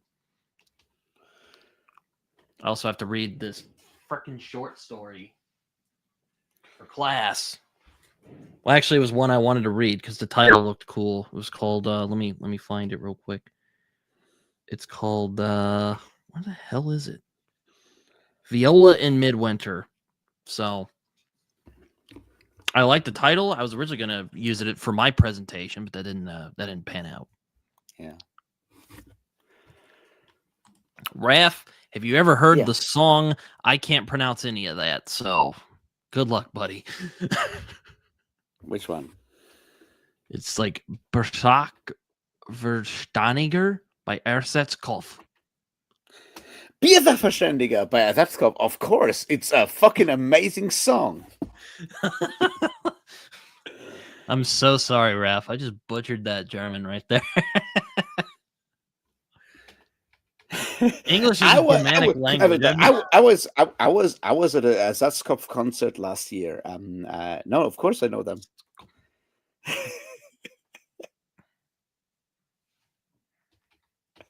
No, I'm an Ersatzkopf fan, through and through. They're a German punk band. The thing is, like, Biersachverständiger. So it's kind of difficult to translate because Sachverständiger is expert, but it's what it means is expert in like a legal sense. So like the legal consultant you need to if you need to evaluate someone's sanity at like legal proceedings or whatever, that's Sachverständiger in German. Like, I don't know the English word for that. Like, if there's like an English word for that. So a beer Sachverständiger is a beer expert, but like in legal sense, who's legally qualified to judge the quality of beer, basically. And it's a punk song about that, and it's incredibly funny because it's Oh, man. written like a cheap power metal song, and it's so fucking good. And the video is so funny because like the beer they're always using, Turmbräu, is the cheapest fucking. It's still like 40 cents. It's like the cheapest fucking thing you can get. No, like, huge Ersatzkopf fan. I'm sorry, but yeah, Mattia, of course I know that one.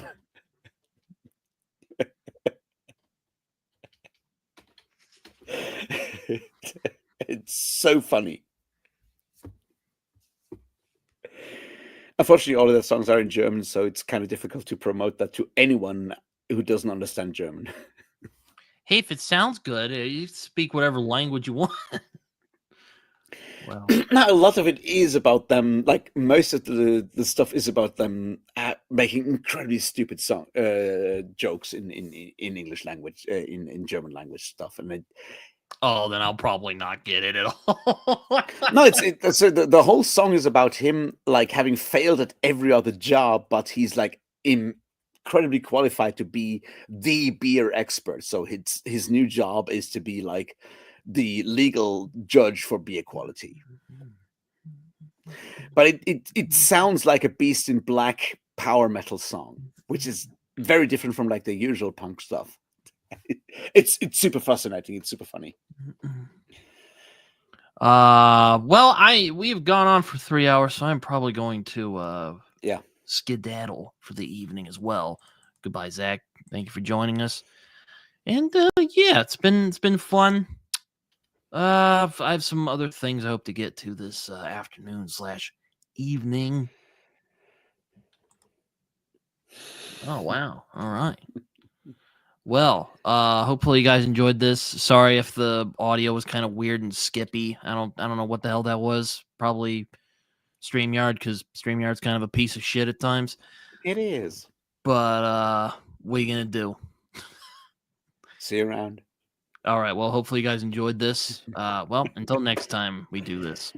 All right. See ya. All right. Why do I keep doing leave studio? It's in the stream. We